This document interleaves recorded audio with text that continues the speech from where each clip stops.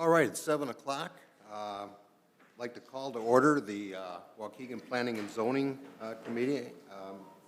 Commission meeting, being October 7th, and it's 7 o'clock the start time. So we're on schedule.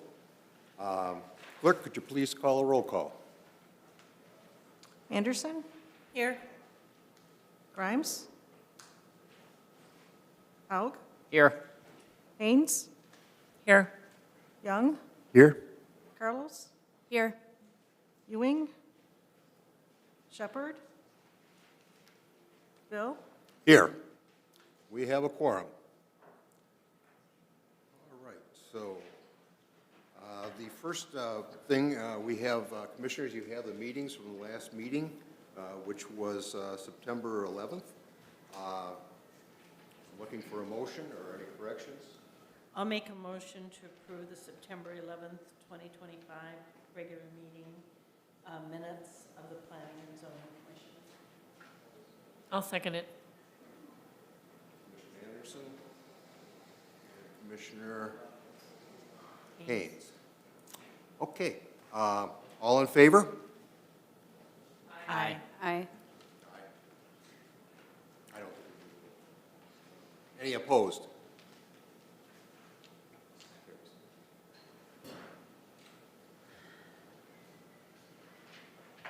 Okay, we do have some old business today, and this was basically for a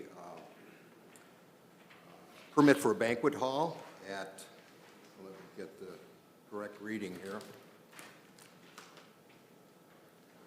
This is the conditional use for the operation of a banquet hall at 1428 West Glen Flora Avenue. Staff, would you like to bring us up to date on anything that's changed?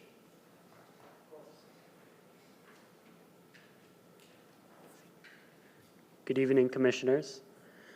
I just want to take a second in front to say that our audio equipment is acting a bit wonky this evening, so if everyone that comes up and speaks later could project, that would be great.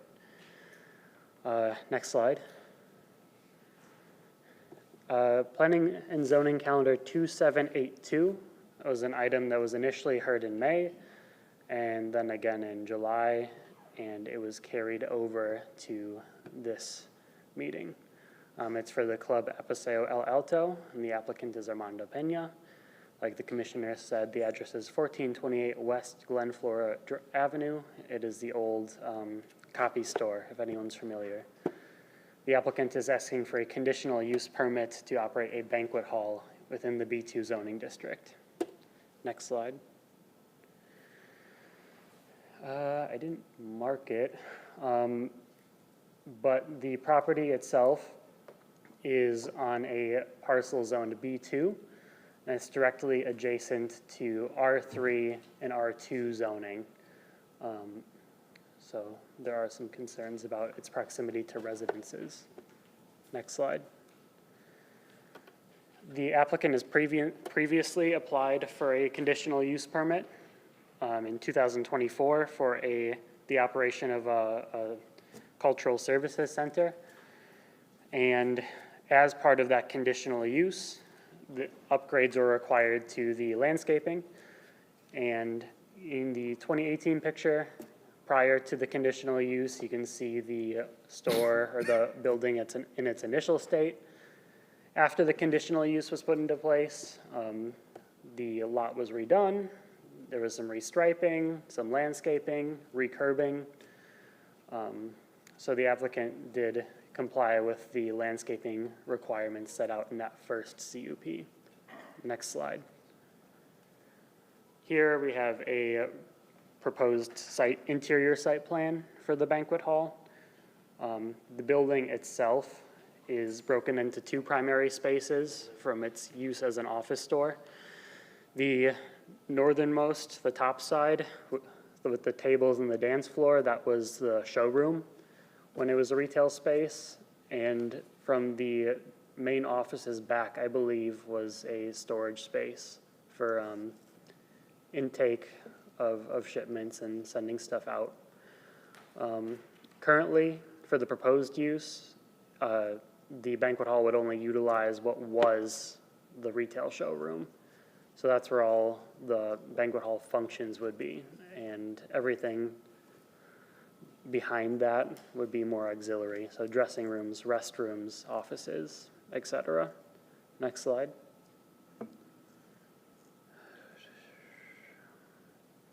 Pretty much gone over this, but his concept for the applicant's concept for a banquet hall includes a podium for public speaking, a dance floor, and a bar area.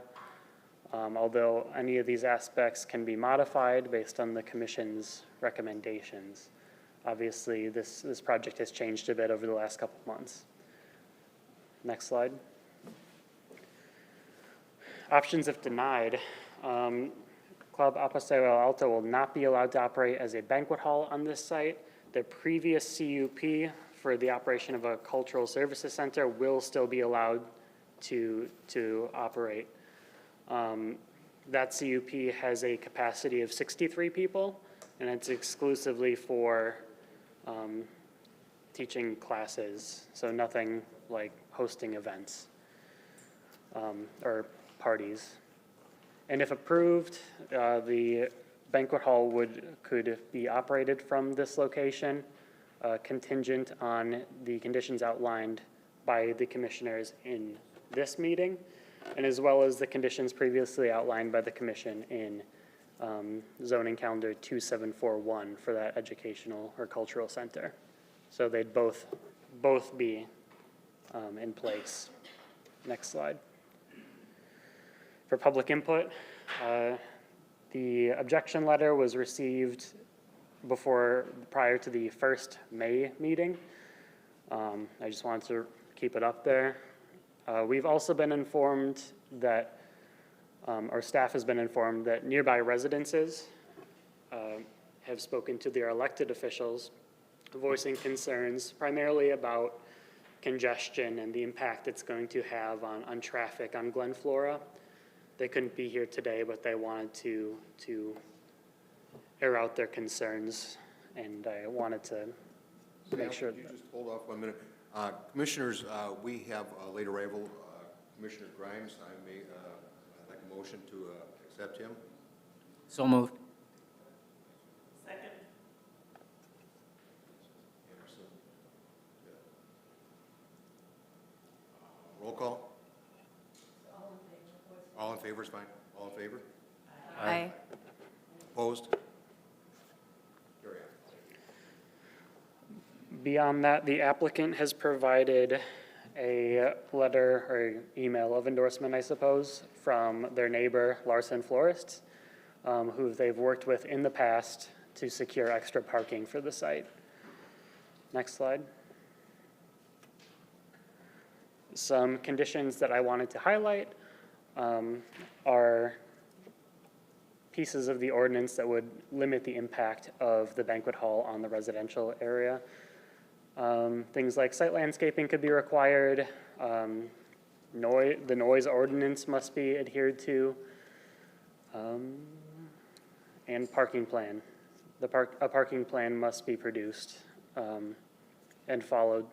So and any of these conditions can be added, removed, or modified by the commission during this meeting. Next slide.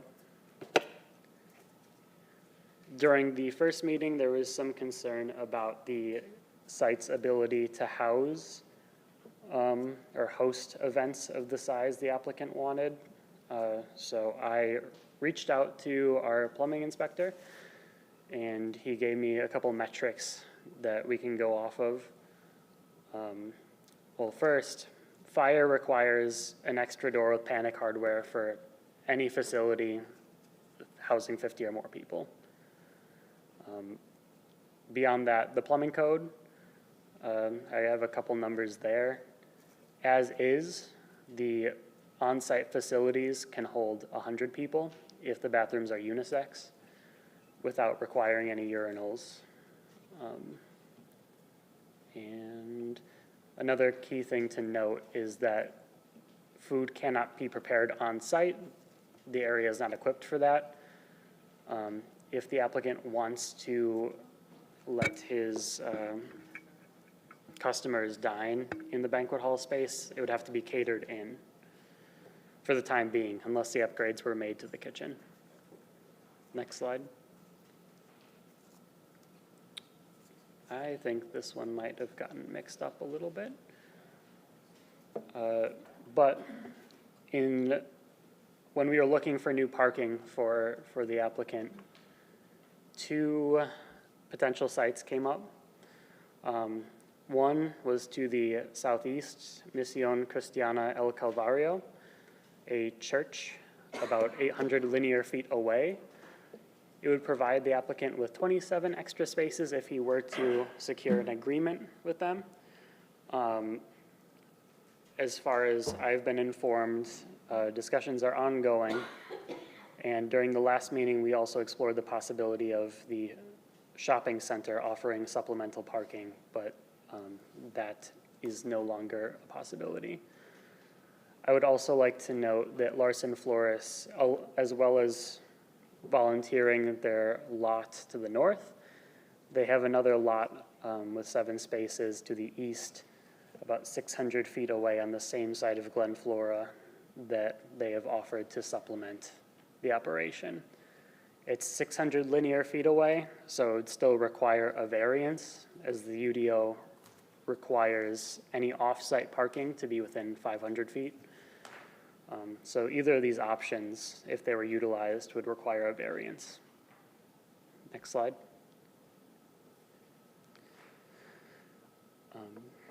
Along with that, the other concern that was brought up during our last meeting was the whether or not the site was handicap accessible. So to address that, the applicant has reached out to Lake County Center for Independent Living.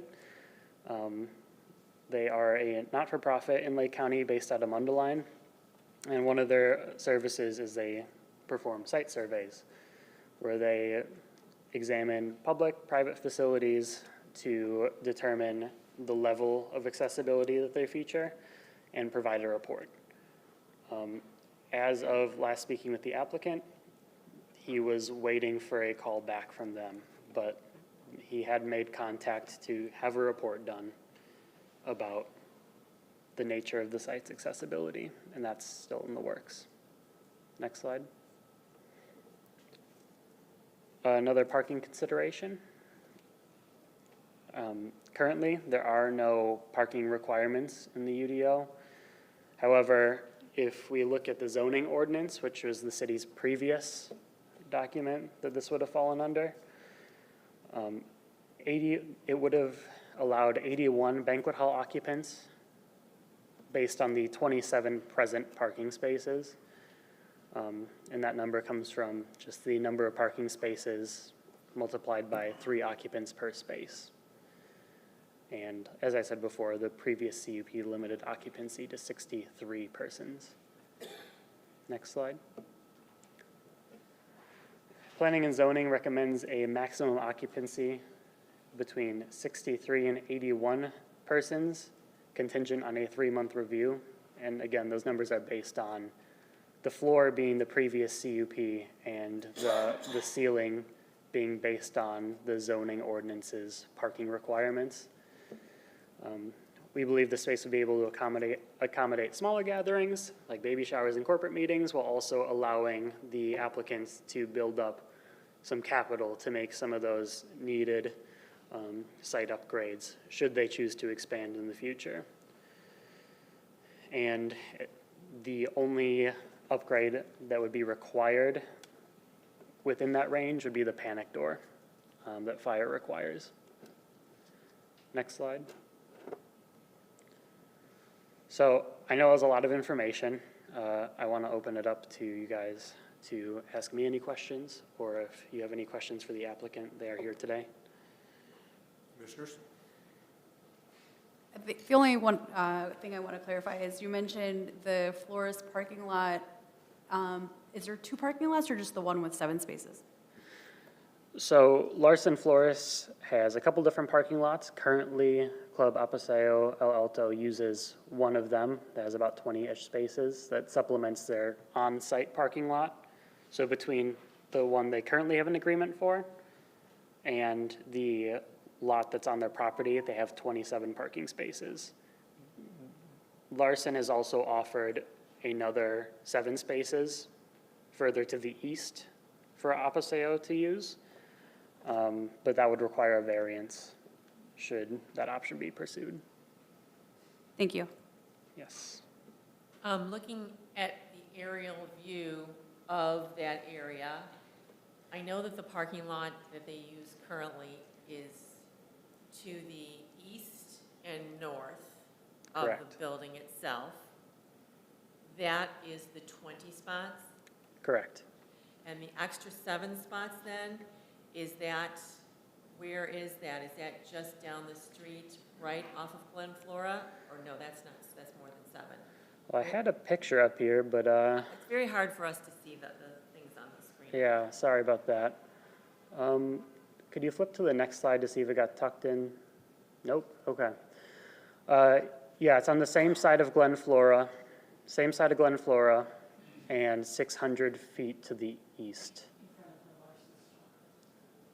In front of Larson's store. So there's, I see a big blacktop area, then I see a small building, and then, oh, is it actually directly in front of the Larson's greenhouse part of it? Okay, so I see towards the north end of that parking lot there. It should be south of the awning. South of the awning? Yes, yeah. Okay, so I see. So it's all right next to the entrance into the Learn John and somebody Schreiber campus? Okay, all right, I see that then, okay, I see that. So that is the equivalent of maybe a block away. Yes. Okay. And the supplemental note that I added to your agendas tonight is from the owner of Larson Florist, just confirming that Club Apaseo is okay to use their parking facilities on Saturdays and Sundays. And so the 27, you're stating that based on the current 27 parking spaces, that would be a maximum of 81 occupants, and staff is recommending between 63 and 81 with a 3-month review. What the applicant currently has, we were basing that off of, yeah. Okay. And those agreements are in place. Yes. I'm sorry, what was the question? I said, and those agreements are in place, because last time he came, he said, I'm trying to find, someplace I can get these to parking and want us to approve it. And I said, well, don't come back until you've got signed agreements. And you're telling me he's got a signed agreement with Larson Flores to utilize those spaces on a Saturday and Sunday night. So the agreement with Larson that he currently has was from his previous CUP to utilize those back 20. So that is still in place. He is allowed to use them. He is in that agreement. So is he only going to use his facility as a banquet facility on those days? I believe so. I would have to defer to the applicant on that one. I think it's kind of important, because I'm looking at the aerial, and, there's a nice neighborhood right across the street. Everybody could just go on the street and park on the street, and, I'm sure the neighbors wouldn't like that at all, and that's what we kept telling him. We want convenient parking that he can use very close to his site, and he's getting farther and farther away from his site, and the number of spaces is smaller and smaller, and the times you can use them are only 2 days a week. So 60 people, what do we say, 81 people, and on Saturday and Sunday? If that's what he wants to do, I'm okay with it, but that's pretty loose, I think. And to top it off, who's going to be out there to make sure he only has 80 people in his space when he has one of these banquet things on a Saturday night? To the best of my knowledge, he's okay to use the 20 spaces whenever he needs it. It's the 7 spaces that Ms. So he can use Larson- it anytime during the week, too? I believe so, yes. Okay.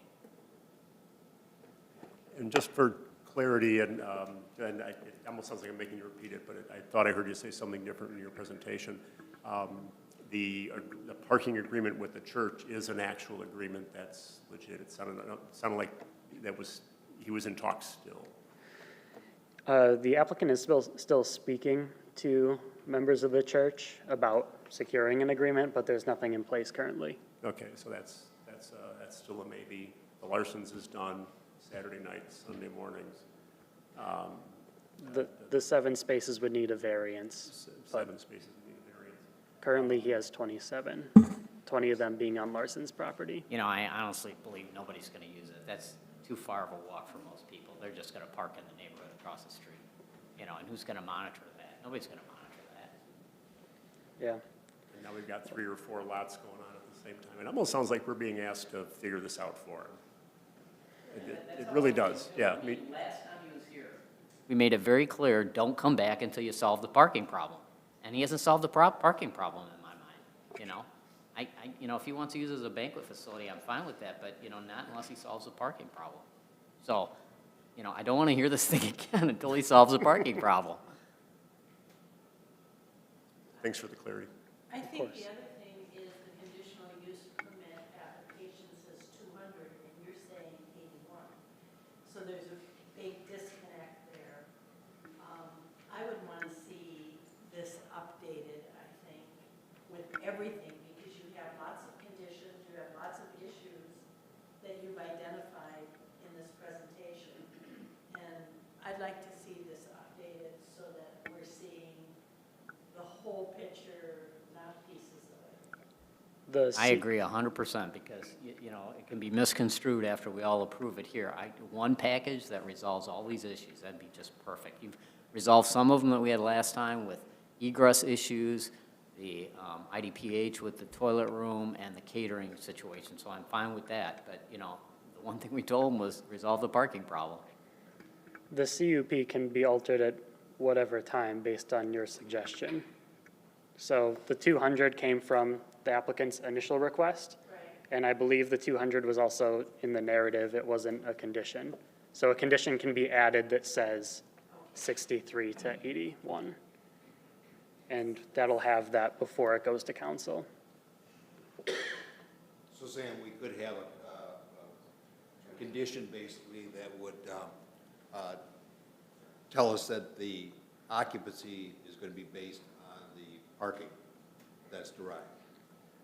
I'd probably opt for a specific number, like that 63 to 81, but that is possible, yes. Have you spoke to Mr. Reyes, I think it was? Mr. Pena. Penna.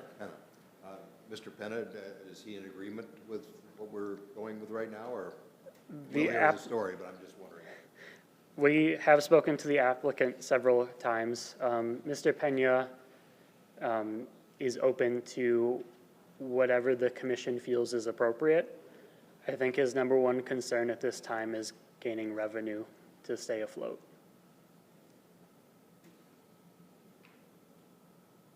And commissioners, it was brought to my attention too that if we deny it, we go into a year period before it can be brought back. Denial, yes, it goes into a year from the time city council turns it down.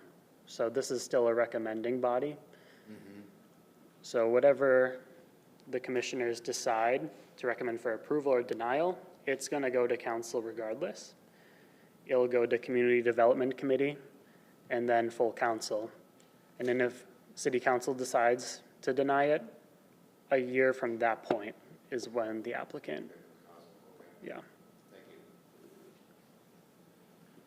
So essentially what you're saying is if we're going to act on this tonight, we either have to deny or make a motion to approve. That motion with to approve could include some conditions that we've just been talking about. Correct. And those will go on to community development and council. In this meeting tonight, is the applicant going to have an opportunity to talk, or any neighbors or anything? Are we going to hear additional testimony, or is this all we're hearing tonight? The applicant will have a chance to talk. Okay.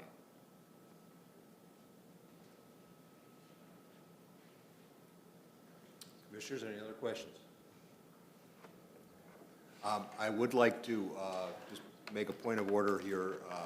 If you have made,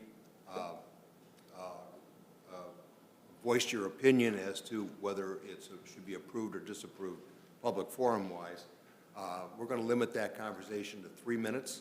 So choose your words correctly. Just with the amount of work we have in front of us here, that seems to be the best coordination to control decent time. So, one thing I did forget too, and I apologize for that, was if there was any audience time. So we'll bring that up before we start the news business. So we've already been committed into the old business. We'll finish that off, and before we start new business, we'll just open up to the public, and I'll read that at that time. Could the applicant please come? I need to swear you in.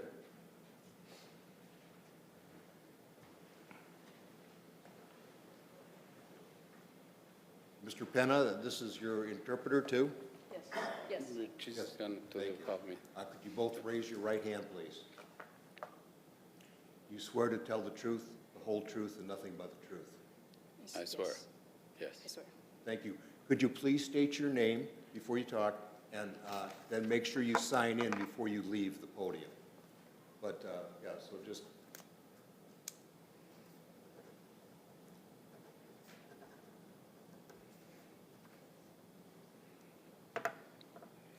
So, Mr. Penna, you've been busy. What's happening? Pues he estado tratando de componer la situación de lo del estacionamiento, que es lo más importante que se me ha pedido. I've been trying to solve the problem, which is the parking problem, which has been asked to, which is the biggest problem for me. En la iglesia, lo que yo le comenté a San, que me están dando muchas excusas y yo en una parte ellos me dijeron que tal vez no se podía y yo les dije que pues está bien que no puedo con ellos, pero con el número que me están sugiriendo para tener el banquet hall de 80 personas, pues estoy de acuerdo. Okay. See, I've been speaking with the church, however, it seems like that contract may not happen or that agreement may not happen. However, I do agree with whatever number you guys recommend, even if that's an 80 amount. Y traté de buscar a los de la escuela, también se me hizo una sugerencia y pues ellos quedaron también de llamarme, dejé mi tarjeta, tienen un seguridad allí, muy ocupados y ahí sí que no tuve suerte porque fue una sugerencia apenas hace una semana por parte de alguien que me apoya mucho en la organización. I also reached out to the school that's right by our location. However, we have not heard any secure answer from them yet. Y también volví a regresar con Lancer, mi rentador del estacionamiento, y pues hoy pude volver a insistirles de que me reafirmen de que puedo usar sus estacionamientos de la florería. I have reached out to Lancer and just to reaffirm the agreement that we have for using their parking spaces. Y pues en sí porque realmente pues yo el estacionamiento yo más lo necesitaría para el sábado y domingo, más que nada el sábado. And I would just need the parking for Saturday and Sunday, most importantly Saturdays. Porque realmente yo tengo workshops entre semana, de lunes a viernes, y realmente pues yo no voy a usar el lugar para un viernes hacer una fiesta, porque tengo mi prioridad también de los que son los talleres que imparto para la comunidad. I would not use the extra parking spaces during the week because that's when I have workshops and we don't need that extra space during the week. Y pues yo sumé mis estacionamientos, que son atrás, son 20, en la parte de enfrente son 6, uno handicap, uno que es handicap, y con los que tiene en la florería, sumé lo de 33 estacionamientos, y si voy a multiplicar por 3, pues tengo 99 espacios de personas. Yeah. Adding all the parking spaces that I have between my location and Larson's Florist, and then multiplying that by 3, that would come to a total of 99. Y también yo estoy haciendo la sugerencia y también les estoy exponiendo de que mi spa, yo y los que pueda yo, los principales que vayan a hacer lo que me renten el día de la fiesta, voy a pedir que ellos estacionen en Lancer, en la Florida, como mi vehículo, para que así no haya necesidad de que la gente ande caminando de allá para acá, sino que fijamente lo que somos principales, que van a estar en estacionamiento con Lancer, y ya los invitados pues van a usar los spots que tengo en el lugar. I will also ask whoever rents the banquet hall, the host, and then me and my workers to park in the Lancer parking spaces, and then the guests will park in our spaces, just to reduce the friction that may happen. Larson, sorry. Y si gustan, esta es la carta que ella me escribió y pueden verla con su firma de Katie, que es también la hija de Mr. Larson. And then here I have the agreement if you guys want to see, which outlines the Saturday and Sunday agreement we have. Yeah, can you see down the copy?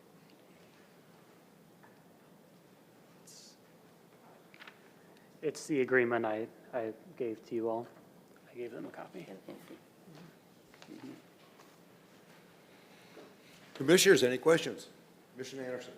So to clarify, with the agreement from Larson, you have a total of 27 spaces currently. Para clarificar, con el acuerdo que tiene con Larson's, ¿tiene 27 espacios? En el original, sí, solo de ahí del edificio, de 24, del 1428, sí. Los otros son extras porque como ellos me dicen que yo no necesito hacer como un contrato para esa estación, ya que ellos están contentos de cómo estoy trabajando con ellos y que ellos me conceden usar el estacionamiento para, como yo dije, para mis personal y para así principalmente las familias, nada que ver con gente extraña, porque también yo les estoy prometiendo que el lugar se va a cuidar correctamente. On my property, on the 1428 property, I have 27. I have spoken with Larson, and they are in agreement that we can use their parking spaces because they understand the type of services we offer, and they are not afraid of whatever might happen with us parking there, the staff. So how many more spaces will you have with the Larson's agreement? Total parking. ¿Cuánto más? Well, they got it's like 8 spots. When total 27 plus 8, that's me 35. But I put it 33 for BIP and them numbers, right? But you're welcome to look at it. Commissioners, any questions?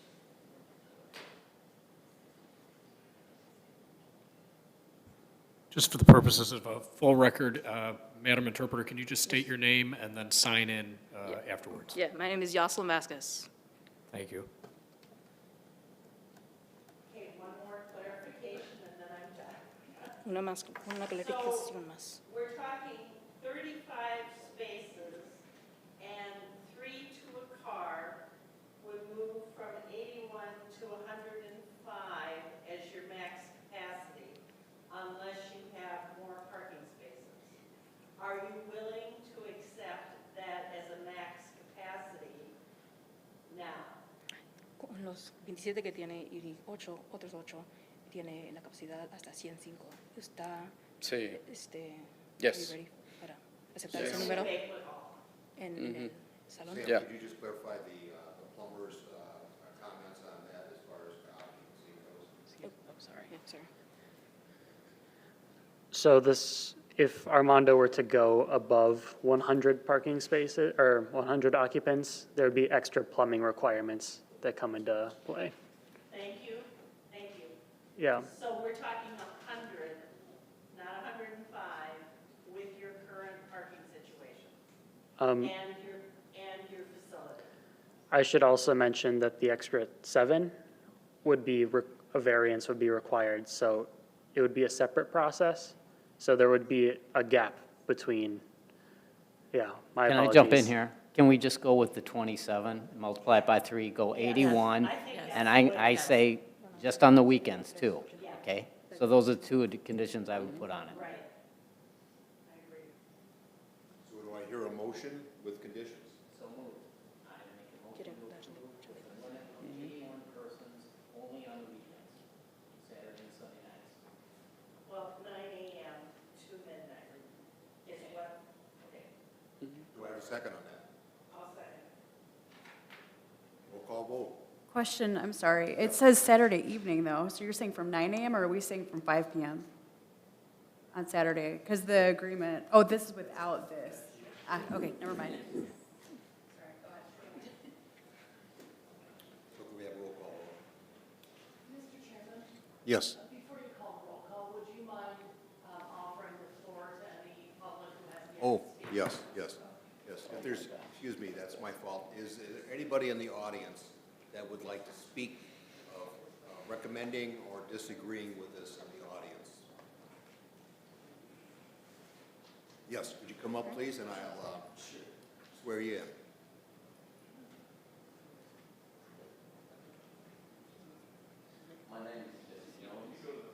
Go to the podium, please, sir.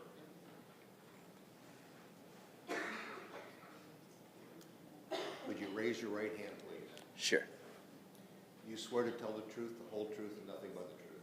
I do. Thank you. Would you state your name? And name? Before you leave the podium, you later on, just go ahead and write your signature on that. Sure. Okay.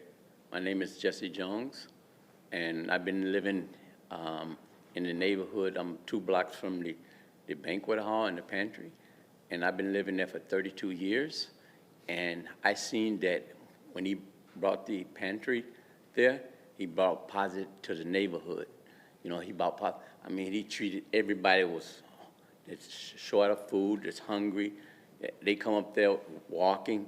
He gives them a box, and you know, and real free-hearted, and not prejudice anybody. He treats everybody the same. And I think he's one of the positive persons in the neighborhood that we got to look at, because myself, I had kidney failure, I had a heart failure, I got a pancreas, pacemaker, and I'm living by myself. But I go to him, he looks out for me. Without him, I don't know what I would do, you know what I mean? But he don't just treat me that, he treats a lot of people that, because I send a lot of people and they tell me how nice he is. So he's a positive person to the neighborhood. He don't bring that riff-raff.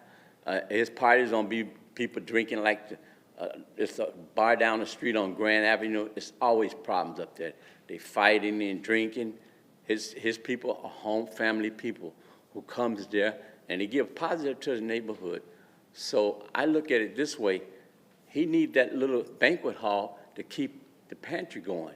You know what I mean? He spends money out of his pocket to get bags and boxes for everybody, and nobody's like that, and nobody's recognizing that. And I see that, and I say that's what we need to people like him in Waukegan, that bring positive to the neighborhood. Not a lot of drunks, fighting, gangbangers. They don't tear up people's yards and nothing. He controls the pantry. He got all his guys out there with cones and everybody to direct them people. No, you can't park here. You got to go around and keep everything going real smooth, very smooth. And I really appreciate that. But the reason why I'm trying to let you guys know what he's doing for the neighborhood, he's not dragging the neighborhood down. He's bringing positive to the neighborhood. And this is what we need, people like that. You know what I mean? He keeps his area very clean. He don't let people throw boxes and trash around. Homeless people come off, he helps them. So he's a very, very positive person. And he need that banquet hall to keep that going. He need that income from the banquet to keep it going, because nobody's donating nothing to him. You know what I mean? So this is why I'm giving a positive thought for him. I've been there 32 years, and I never seen nobody positive as him come to the neighborhood and do what he did.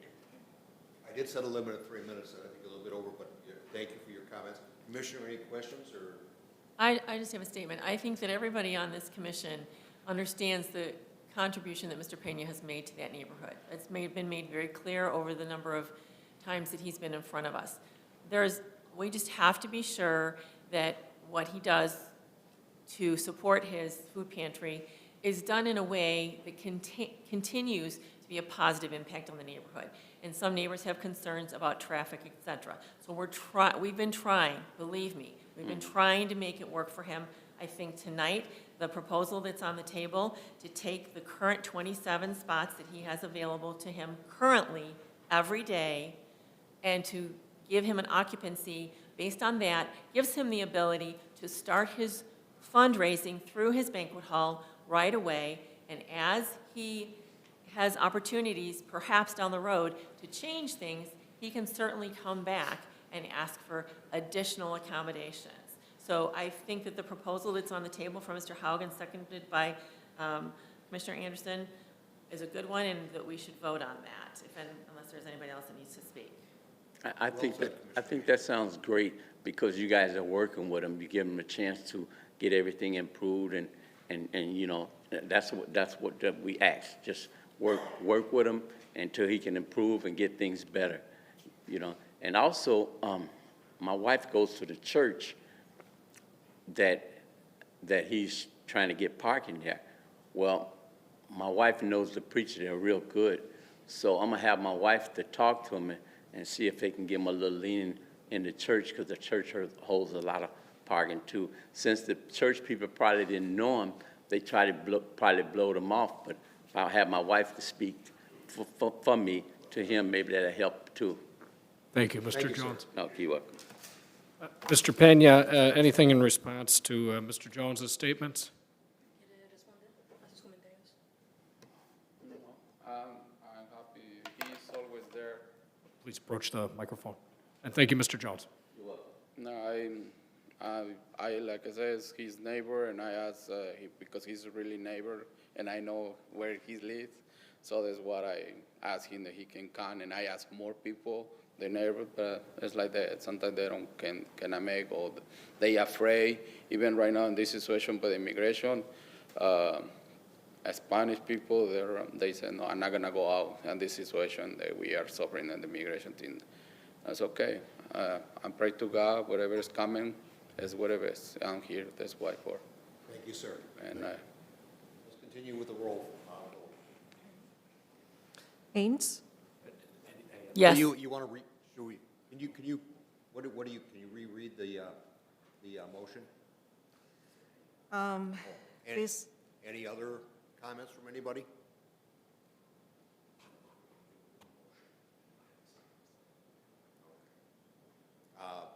Could you reinstate the motion, sir? Yeah. Limit the occupancy to 81 people on the weekends only, Saturday and Sunday night. Move to approve. Friday, Saturday, Sunday? Okay, Friday, Saturday, Sunday, sorry. Who seconded that one? I did. I second the motion. Okay, let's vote on that. And adopt the findings of fact from the staff.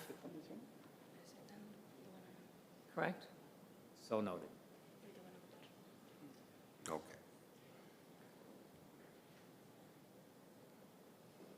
Haynes? Yes. Young? Yes. Carlos? Yes. Anderson? Yes. Grimes? Yes. Haug? Yes. Bill? Yes. Congratulations. Now you have to go, what is the date for the next meeting they have to go to?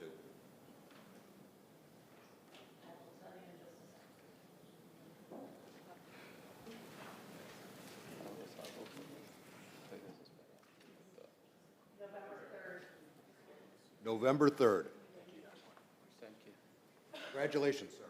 Thank you. Look. Before we go ahead, like I said, we did skip the audience time. The audience time is something, if you're in the audience and you have comments to bring up, this is your opportunity to do it. But don't, if you're going to, if it's something that's actually on the schedule, basically, we'll touch that, we'll give you the opportunity then.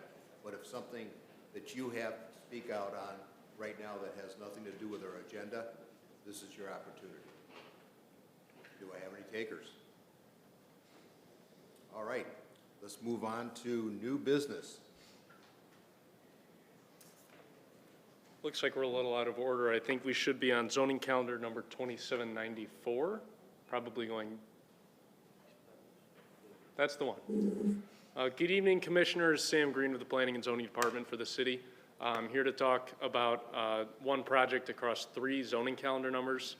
This is an application for a contractor yard at 2430 West Wadsworth Road. That's just north of Wadsworth Road, kind of like by the airport. This is a parcel that is zoned I for light industrial out in the 8th Ward. If you're asking what a contractor yard is, typically that's something where you have a business where you're contracted out during the day, and then you come back at night and you have your office and your storage there. So like the example I like to give is a landscape business.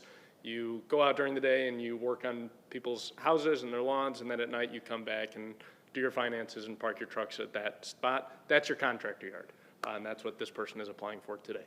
So on the next slide,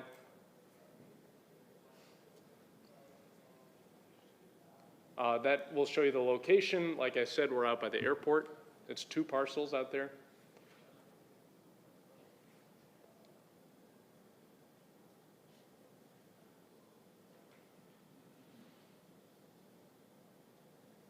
And the next slide, sorry. Currently, the site has no active business licenses there, but it is improved with a warehouse building and like a gravel area in the back. Like I said, the proposed use is a contractor yard. It'll be the Chicagoland location for the Hare Construction Company. They are mainly out of Goodfield, Illinois. They want to have their Chicago area locations based out of Waukegan here. They're going to use it for storage of their work vehicles and their work trucks, as well as some materials, and have an office space on site for the handful of employees that are there. On the next slide, I'll give you a shakedown of the 3 zoning calendar items that are in front of you. The first of which is a consolidation of the 2 parcels. It's 2 separate parcels. The use is going to be using both of them, so we're asking the applicant to combine them into one. The second one is a variance. The Unified Development Ordinance requires 500 feet between contractor yard and a residentially zoned property. That's measured from property line to property line. In Waukegan, that would be true. It is not near any Waukegan residential. It is next to Beach Park residentially zoned properties. Actually, it shares a property line to the rear, so it's a 100% variance. If those 2 zoning calendar items are approved, then you would be voting on the conditional use permit, allowing the license for this contractor yard to operate. The next slide shows you that consolidation. It's very simple. He's taking 2 parcels, turning them into 1. Next slide is that variance. So that on the left is the Waukegan zoning map, and on the right is Beach Park. CS stands for something commercial. Apologize, I don't have that directly on my commercial service district. And then R2 is obviously that residential district. So it does share a property line with residential. The next slide. For the CUP, as far as what his use is going to be, it'll be a relatively low traffic site. He says he's going to have about 2 to 8 employees reporting to the site daily, with a handful of daily truck movements. So mostly smaller trucks. You think like an F450 and F550. If there are semi-trucks, they're not going to be as frequent as those. He expects the trucks to depart the site around 6:30 a.m. and arrive back to the site between 5 and 7 p.m. He is in the future planning a new building in the back with an asphalt pad where there's currently gravel. The city code requires asphalt or concrete for parking of vehicles. And he said that the materials he's proposing to storage are basic construction materials, gravel, things like that, and they would not be of hazardous nature. The next slide is your findings of fact for variances. So I encourage you to use these factors when evaluating whether to grant the variance. And then on the next slide, of course, is the findings of fact for the conditional use. I believe the applicant is here today, but I can answer any questions for staff if you have any. Commissioners?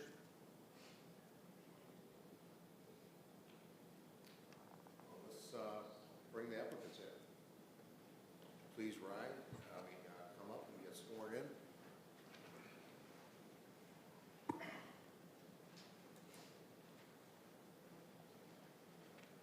You can state your name for the record. Dan Salata. Please raise your right hand. I'll affirm. You swear to tell the truth, whole truth, and nothing but the truth. Yes. I'm Dan Waukegan with Hare Construction. we're both here to represent Max Hare. He had a out-of-state appointment that came up last minute. Okay, so you're his contractor. Yes, sir. Yeah, we both work for Max. Okay. Tell us what your plans are. Yeah, very well said. Thank you. Consolidate the two properties is what's on the table, and then kind of short-term, long-term visions for Hare Construction. Short-term, and what I mean by short-term for Max would be like 1 to 3 years, the contractor parking, exactly like it's spelled out. Willing to work right along with your guidelines, exactly like you guys need. Contractor parking in the back, just simply a spot to park, 2 to 8 employees, 6 a.m. to 6 to 7 p.m. Long-term, like to get a shop/office in the back there.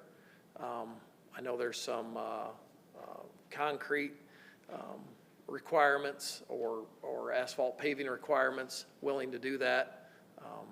But short-term, literally just need some contractor parking in the back, but need to consolidate those two properties. Commissioners, any questions? You're talking about a new building in the back sometime in the future. I mean, can you give us some general idea? I mean, I'm primarily concerned about the neighbors. I know they're in Beach Park, but you got to respect them. Yeah. And obviously, you know, if I was a neighbor on a property like this, I wouldn't want to see a gigantic pre-engineered metal building going up there. Sure. So what are you thinking? Yeah. I'm gonna contradict what I just said. So short-term 1 to 3, but long-term would be only 18 months to maybe 3.5, 4 years. So those two timelines are gonna overlap each other a little bit, but the long-term plan is 3 years. I'd like to get a shop/office in the back. And you're talking, I mean, size, a couple thousand square feet? 90 by 200, yeah, couple, yeah. Steel building.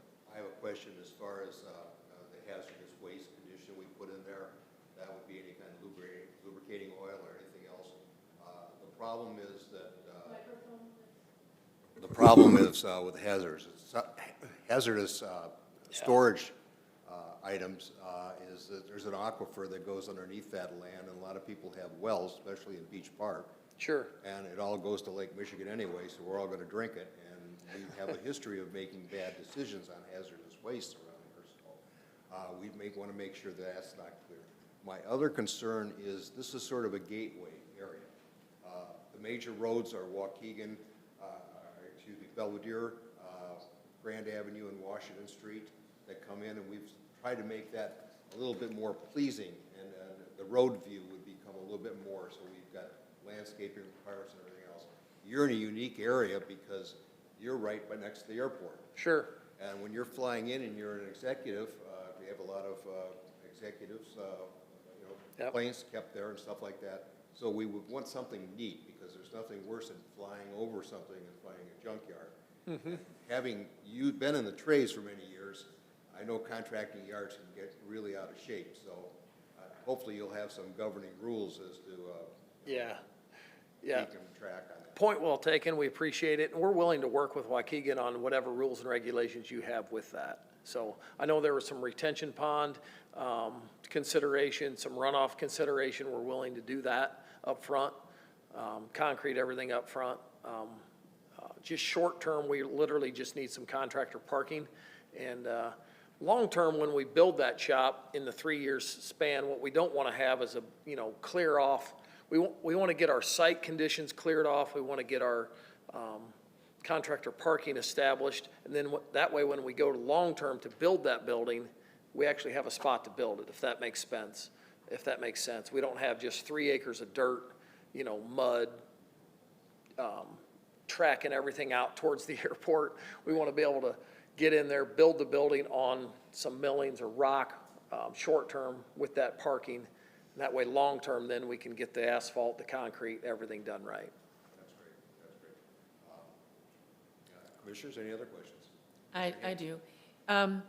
So you said that the contractors are going to start at 6:30? Is that the time frame that you're talking about? 6 to 7 a.m., yeah. Is when, so these vehicles are coming in between 6 and 7 and then pulling out, or they're parked there overnight? Correct. They'd be coming in between 6 and 7 and leaving. Okay. And so what kind of vehicles are they? F-350, F-450 dually pickups. Okay. No semi-traffic, maybe a tandem 3 or 4 times a month. Okay. I will say that, just from personal experience in my neighborhood, there are people who drive pickup truck, construction trucks, and there are neighbors who complain about the noise of someone who Sure. starts their truck up to leave in the morning when it's right outside their bedroom window, and that's one concern. I mean, as Commissioner Haug said, it's not Waukegan, but we do need to take into consideration Beach Park. What do you anticipate the noise level if there's for an hour trucks moving in and out of that location? I mean, that seems like it would be a concern. Yeah, point well taken. Very, very little, to be honest with you. I'm trying to think. I believe there's only 2 or 3 houses to the beach park to the west. Everything to the east is all commercial property, along with just semi-parking, I believe, to the east. Storage, yeah. So we're literally looking at 2 or 3 houses, and as far as the vehicles, they're 200 to 400 feet from those houses, and I don't think they'd be running very long, ma'am, to be honest with you.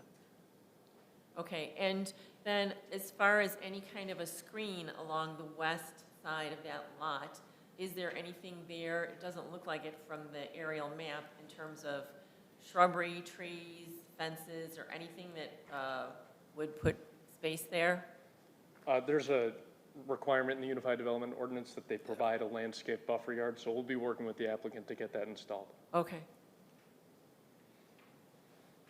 Is there anybody in the audience that has any comments of approval or disapproval? If you would, could you please come up? I'll swear you in, and make sure when you start speaking, state your name and also sign in. I'm Carrie Would you raise your Hucker. right hand? You raise your right hand? And You swear to tell the truth, whole truth, and nothing but the truth? yes, Thank you. I'm Carrie Hucker. I live in the house directly west of them, and I have a clear view of all theirs. My husband, John Hucker, sent an email to Noel, and I was going to read that, but if You were gonna wanna read sta- that? You if can you read want it to if you state want it, to. go ahead. I'm so nervous, I probably should. Anyhow, this is not my forte. Anyhow, we do live there. We see their vehicles all the time coming and going. It's not a huge issue. What we are mainly concerned about is fencing, security, the size of the building, where they're going to put the building. We have not seen any drawings of their proposals of where they're going to put it. The gentleman who lives to the north of Mike here, he lives next door to me, his property would butt up to the end of their property. You know, we're not seeing anything final or anything concrete to say. I mean, we built the property that we're on right now, and with the Village of Beach Park, we submitted drawings, we submitted silt fences, all this stuff, and per code, per their regulations, and we're good with that. That's fine, because we're following the rules. And we have a very nice facility in regarding that. But we're not seeing any of that following here yet, and we're not sure if that's your protocol or not, you know. Let's see. And, yeah, that's the biggie. I mean, if you want to read John's email, that's great, because I will. I'm a wreck. Go ahead, Mike. Oh, wait. If we Go could ahead. swear you in as well and have you state your name after. Signing John in. Go ahead, Mike. Yeah, my name is Mike Bowles. I live just to the north of them. My property butts up to the back of that particular property. And when they first came, You swear to tell the truth, the whole truth, and nothing whole but the truth? truth, yes, sir. Thank you. When they first moved in, they came and cleared out the lot very, very well.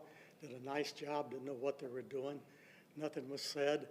Within a few days, though, trucks came in unloading a bunch of garbage, broken concrete, asphalt, dirt, all of that stuff. And then it was stopped. However, with my experience with that, you get a lot of contaminated soil and stuff like that. It does seep into the ground well, and I would certainly hate to see that happen. Also, got one question to ask each of you. Would you like something like that butted up to your backyard?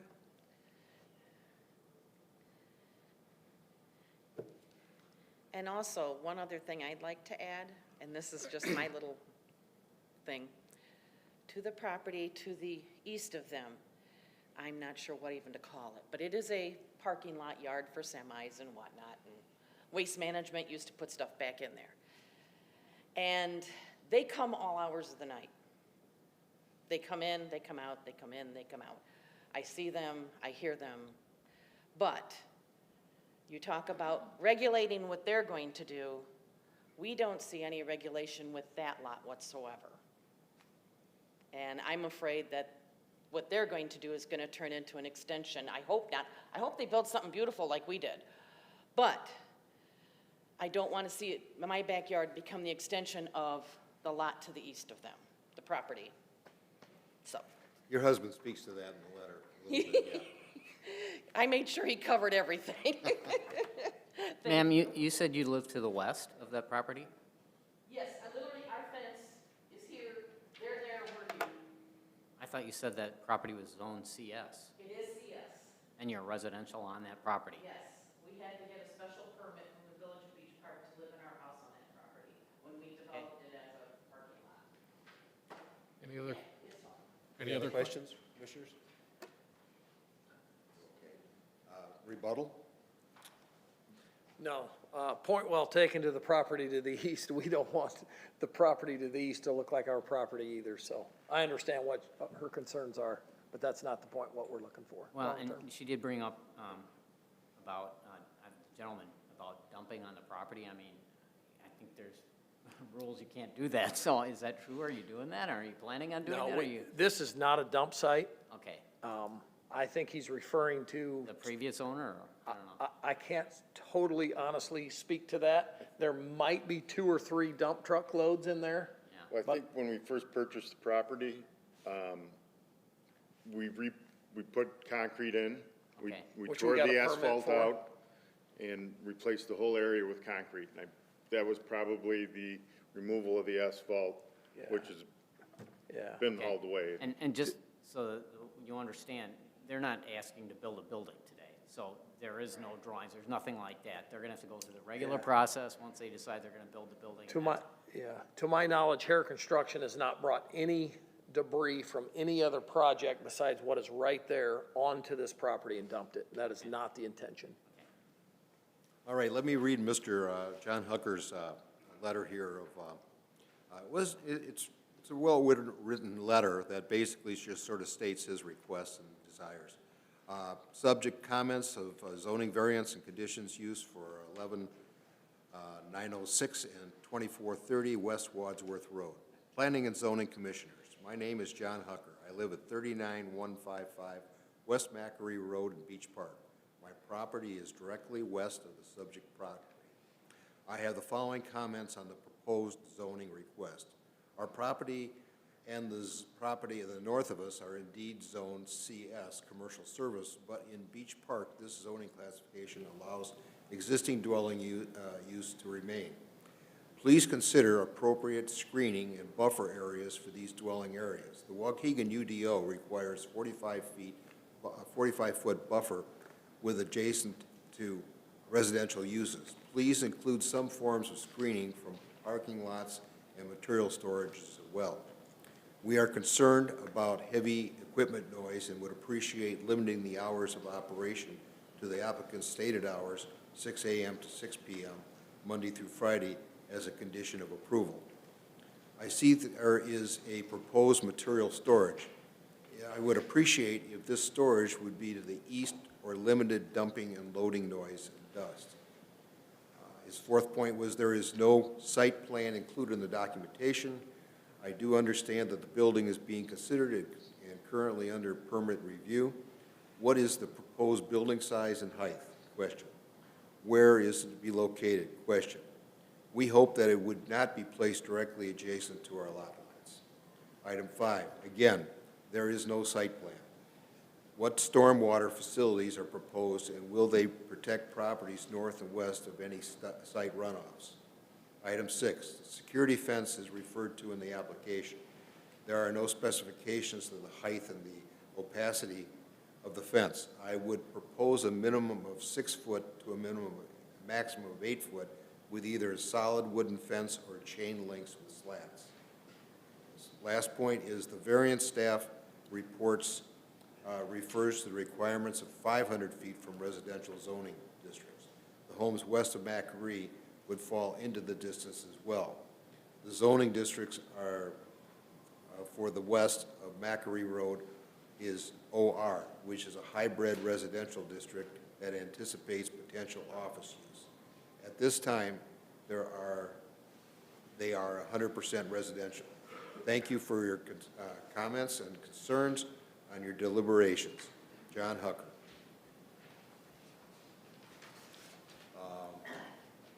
Commissioners, any questions for anybody at this point in time? I do have just a couple of questions.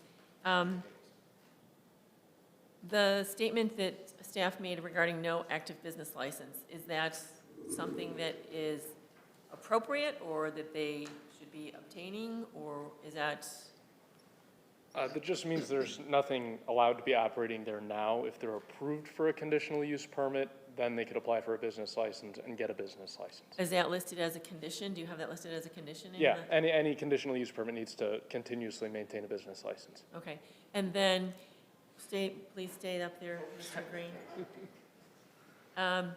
Regarding the concern about the building, the protocol through the city of Waukegan would be that once they, if these 3 items are passed and they move forward with this basically parking and loading, unloading area, that if they were to move forward with their next step plan, they have to come back to planning and zoning with their plan. The neighbors would be notified as they were notified this time, and there's the same opportunity to have this conversation regarding those next steps.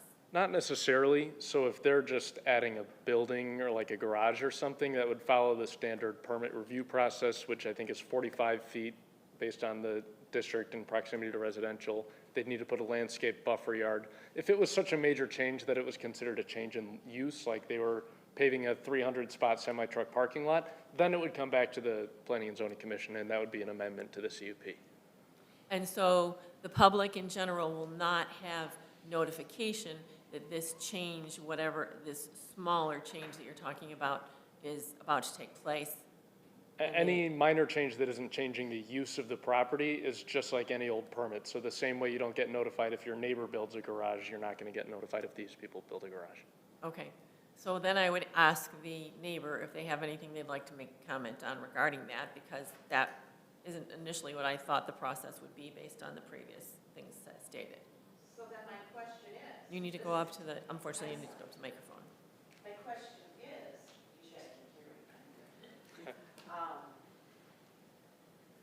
this is not a normal garage. This is a huge pole barn. And it's commercial. It's not residential. I mean, if I were to build, like I said, we just built a very nice parking lot facility there. And we went through hoops, which is fine. But everybody in the neighborhood knew what we were doing. If we weren't talking to them, the village was talking to them, on and on and on. Everybody was aware of what we were doing, each step of the way.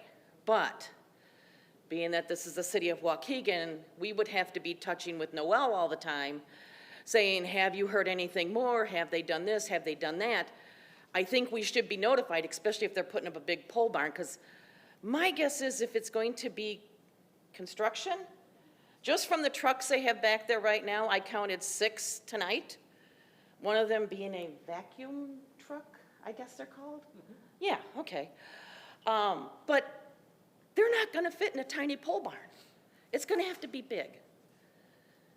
And that is, but it's their commercial property. If, you know, it's 6 of one, half dozen of another. It's just a matter of us being informed of changes that will be happening in our backyard. I Sam- should also say, we're not required to send any notice of things like that. We're happy to work with you if you ever have questions about the Yeah. property, or if we get a very large proposal, we can reach out to you. But I'd also encourage the business to establish that connection as well. Okay. 'Cause that Sam, would- just to confirm, both properties are zoned for the use they're going to use it for, is that correct? Correct, they're both zoned industrial. So, I mean, when you, I hate to be so blatant, Right. but when you move next to an yeah, airport, we you knew it. expect to hear an Oh, we airport knew it. noise, right? You're moving next to a We- business occupancy, you know, We they have could moved- not, they may not want to consolidate, and they can still build their building on that Right, other piece of right. property. So, you know, Exactly. I have to But kind to of be a let little us bit know that it's cynical. coming, to give us a clue would be nice to. Well, I mean, that's just being a good Well, neighbor, or yeah, can but I it's not say- required, I just want to Or be clear. to make sure that it's built back far enough from the property lines. Well, and there's things in all our that code stuff. that says when you're next to a residential, but you're not zoned residential, so I don't know if it applies. You're zoned as a CS. Yeah, So, but we are still residential. well, I know it. We but have 3 you- homes there that are and- residential. Okay, that's fine, but, you know, you're not zoned as residential, so I don't know how that applies if you're using a piece of property that's not zoned for its use, and you're using it for a residential use, if you're gonna follow that requirement. They are next to a residentially zoned property, Yeah. so that 45 buffer would still apply. Yeah, right. So, I mean, there's stuff within our code that zoning Right. ordinance that protects that, you know, when you're in a business occupancy, you're next to a residence, you have to follow the setback requirements of the resident, I think, I can't remember. But, you know, they're built into the code, and, you know, I just want to be careful here. We can't be putting conditions on everybody that comes here where they're building a building that's a permitted use to tell everybody in the neighborhood that they're building a building. I mean, you just don't do that. I'm sorry, you know? So, I appreciate what you're saying, and I think you want to be a good neighbor and let your neighbor know what you're going to build, and I hope you'll be, you know, kind to them and let them know what you're actually going to be building adjacent to their property. But, I mean, that's just the way it is. When I buy a residential lot, I can build a house on it. I don't have to tell anybody about it, you know, as long as I meet the code requirements. And I hate to be so blatant, but True. that's, you know, That what the is true. rules are. And if they follow the rules, then they can do what they want to do. And when we bought the property, and we've been in Beach Park for 39 years, but we've only been on this property for 5. And when we bought it, I mean, that was my big thing was, oh God, John Waukegan's right there. But, you know, it's been a farm field, it's been a field, really, we would like to see it mowed. We would like to see the teasel gone, we would like to see all that gone.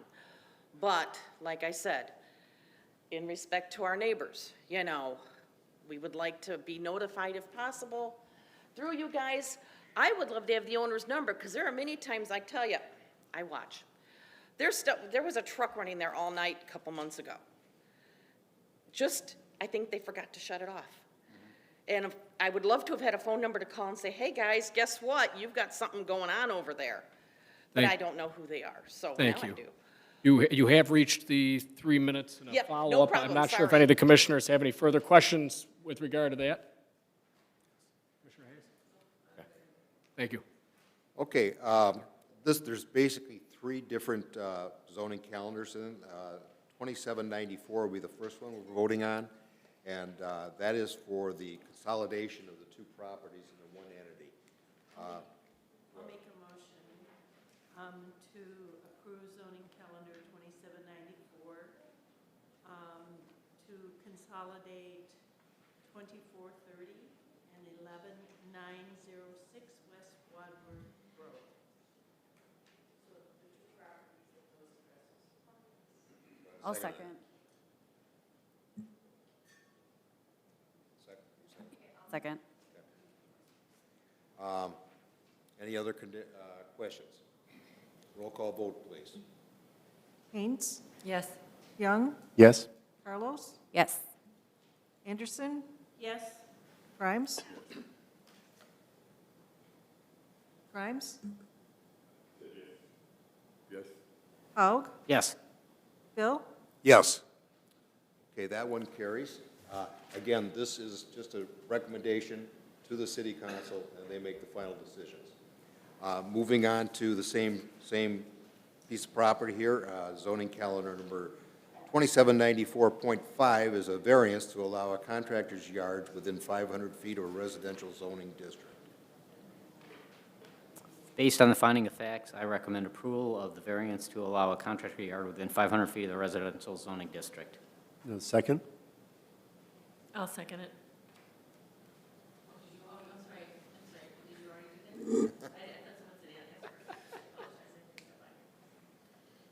Okay. Let's have a roll call vote. Yes. Yes? Carlos? Yes. Anderson? Yes. Grimes? Yes. Haug? Yes. Bill? Yes. Okay, that one is positive then. The last one on this piece of property is zoning calendar number 2795, conditional use permit for a contractor's yard at 2430 West Wadsworth Road. Do I have any motions? I'll dive in. Based on condition of staff recommendations, I recommend approving conditional use permit for contractor yard at 2430 West Wadsworth Road. I'll second it.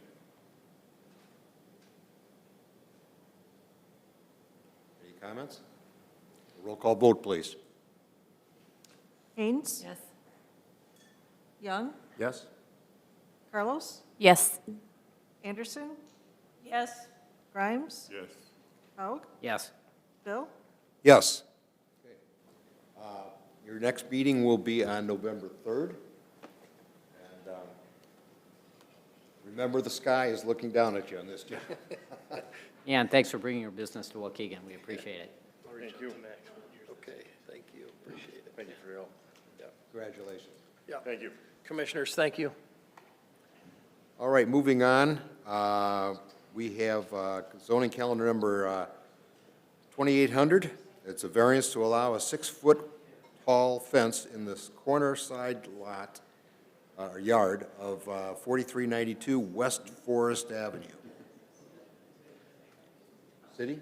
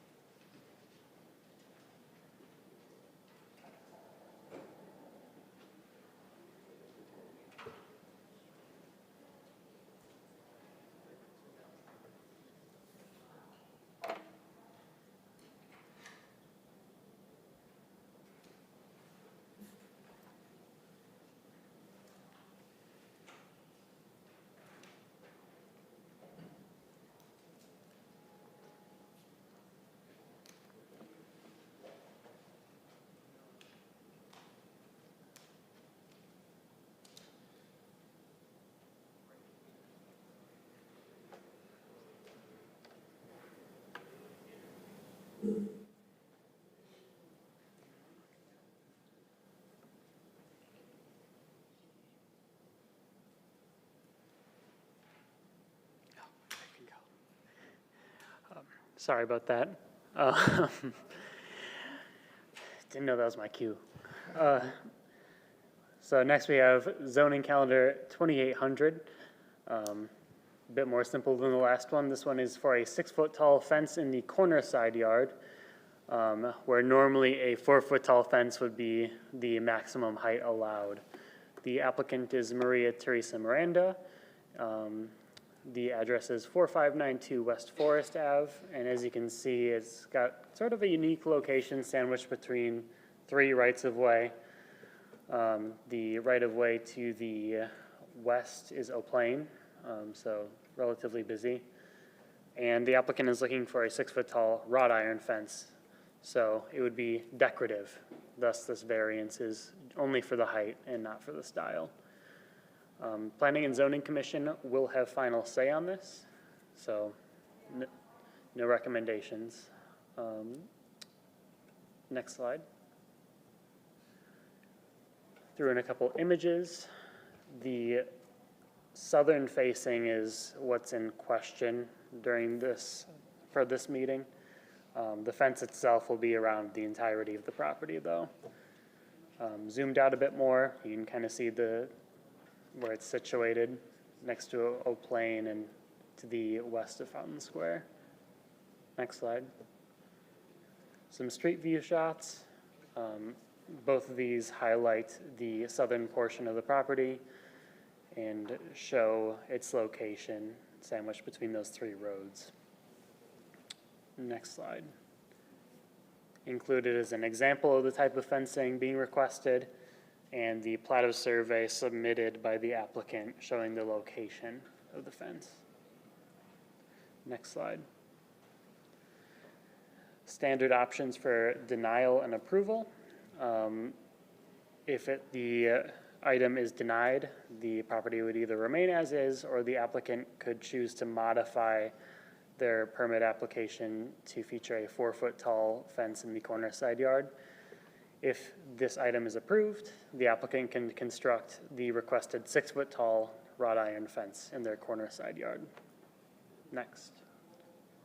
And the findings of fact for variances for you all. And that is it. Any questions? Commissioners, any questions? Staff? I got a question. At first, I thought they wanted the 6-foot fence for screening. But is it for security, or what's the reason? Why does it have to be 2 feet taller? There are some concerns for security. The applicant does have a dog, so they are. Must be a big dog. I'll let the applicant speak to that, but my understanding is mostly for the dog and also a clear delineation of pedestrian from property.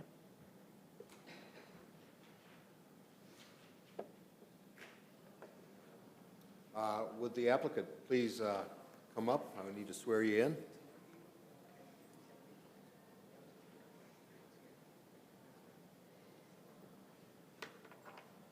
Could you raise your right hand, please? Do you swear to tell the truth, the whole truth, and nothing but the truth? I do. Thank you. Could you state your name, and before you leave, sign the last one? My name's Maria Miranda. Thank you.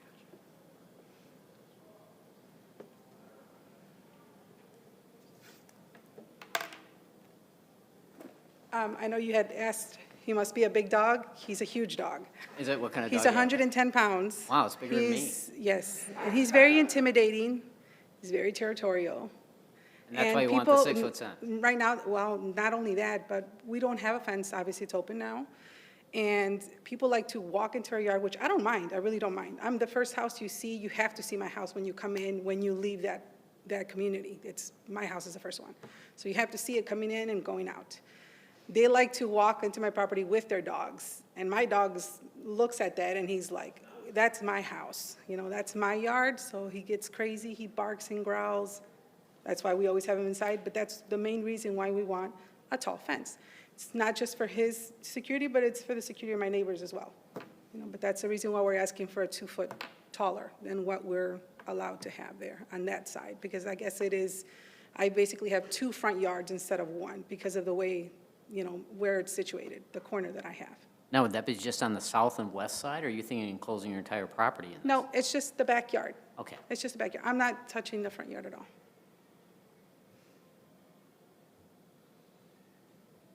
Commissioner, any other questions? Anybody in the audience wanting stating approval or disapproval? I don't have anything written, so I'm looking for a motion. Based on the finding? This case, we will be the approving authority on that. Jump right in. Based on the finding of fact, I recommend approval of variance of the 6-foot tall fence at the corner side yard at 4592 West Forest Avenue. I have a second on that. Commissioner Haynes? Okay. Roll call vote, please. Haynes? Yes. Young? Yes? Carlos? Yes. Anderson? Yes. Grimes? Yes. Haug? Yes. Bill? Yes. Congratulations. Take your permit out for the fence, and good luck to you. Okay, going on to the next agenda item, we have calendar zoning number 2801, conditional use permit for a daycare center at 1995 North Green Bay Road. Staff, would you like to bring us up today? Yes. Good evening, Commissioners. Tyler Williams, planner here. I will be presenting zoning calendar 2801. Before I start, I would like to ask if there's anyone here to represent the project. I don't see the applicants I was working with. In that case, I will offer an holdover for the commissioners if you would like to, since the applicants are not here to testify on their behalf. If not, I can proceed. So recommend we'll just carry it on to the next meeting? Yeah, we do have a requirement, a city requirement that says applicants have to, show up to answer any questions regarding the property. So it's probably best to. Commissioners, are you in agreement with that? I would, yeah. Do we have to make a motion for that? Is there anybody in the audience that would like to represent this matter, one way or another? If you do, you can come to the next meeting, too. I'll make a motion to hold this item over until the next meeting or until the applicant is available to testify. I'll second that. Second by Commissioner Young, okay. Roll call vote, please. Haynes, Yes. Young, Yes? Carlos, Yes. Anderson, Yes. Grimes. Yes. Haug, Yes. Bill. Yes. Thank you, Tyler. Okay, last item is zoning calendar number 2802. This is a conditional use permit for a wireless telecommunications tower at 36435 North Garrick Avenue. Who's going to represent that from staff? I will. Thank you, Mr. Chairman. Yes, as you stated, this is an application for a conditional use permit for a wireless telecommunications tower. It'll be an AM radio tower. The location of this proposed tower is at the Gulfmore Water Tower, like just south of Sunset Avenue. This is a residential area. It's the core neighborhood area in the comprehensive plan in the 5th Ward.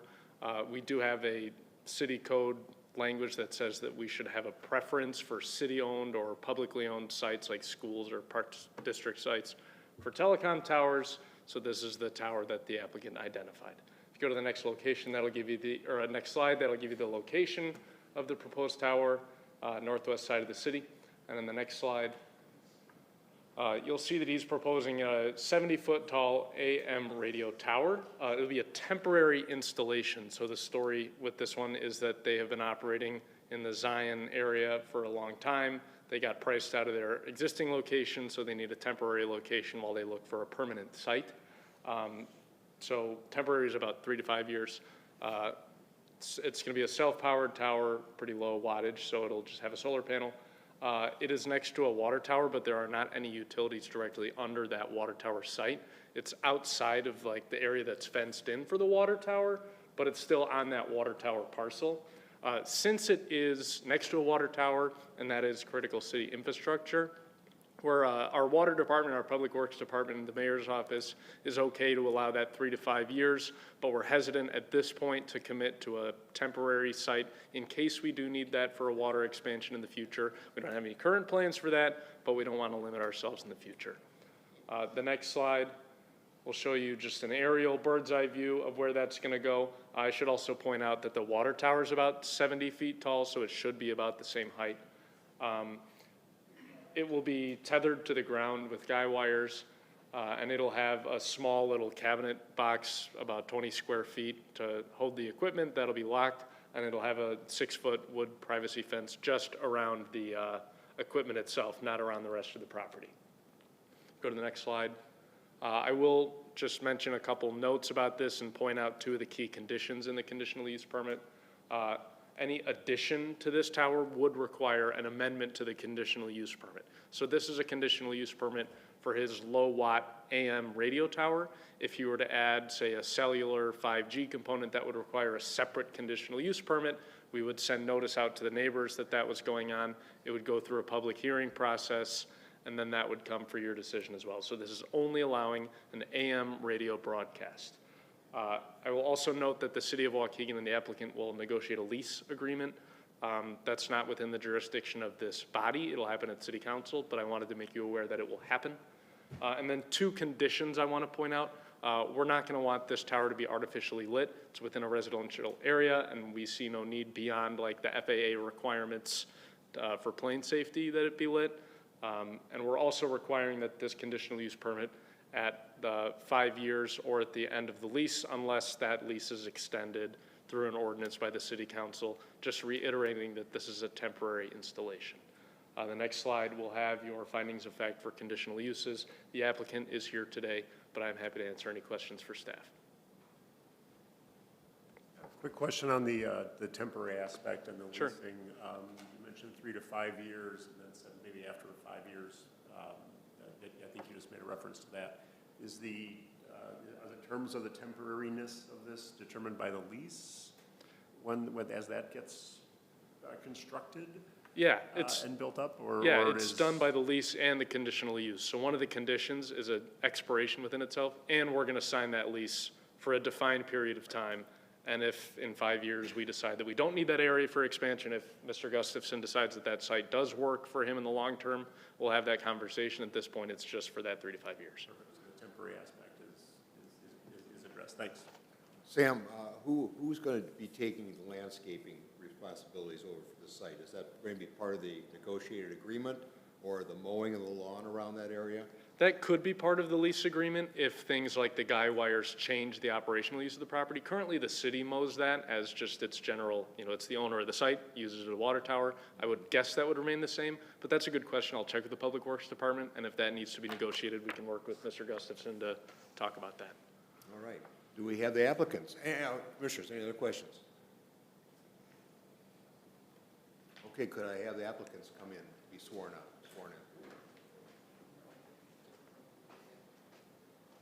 Would you raise your right hand, sir? You promise to tell the truth, the whole truth, and nothing but the truth? I do.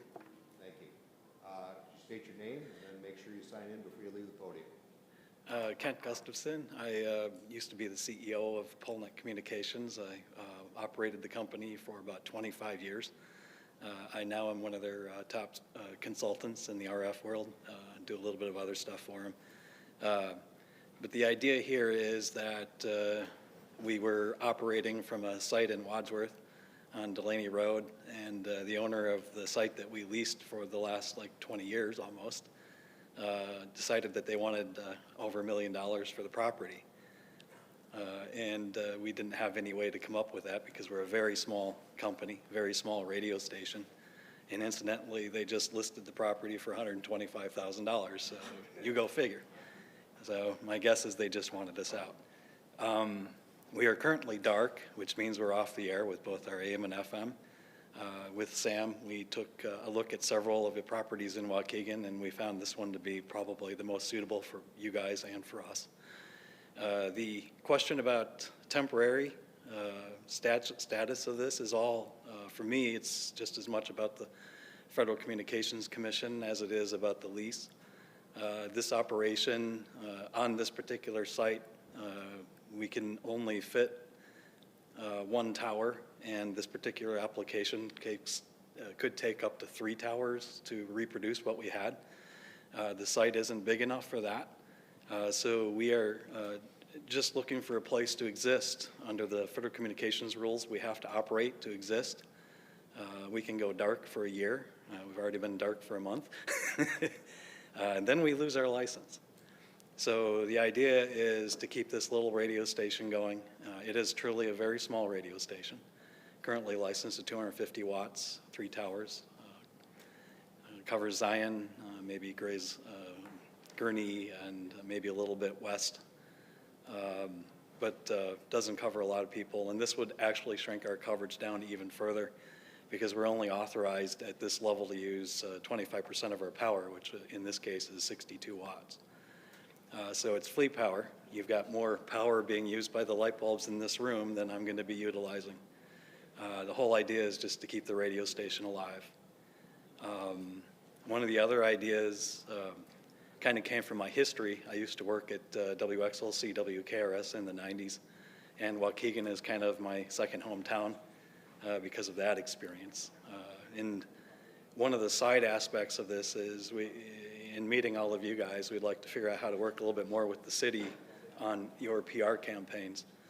Now I realize that radio in a lot of people's minds is kind of on the back burner right now, but if you take a look at the statistics, it's just as big as ever. And this particular radio station has a really unique audience in terms of what it does. So the idea is to keep the license alive and to continue our service to a community. And that's kind of why radio stations are licensed.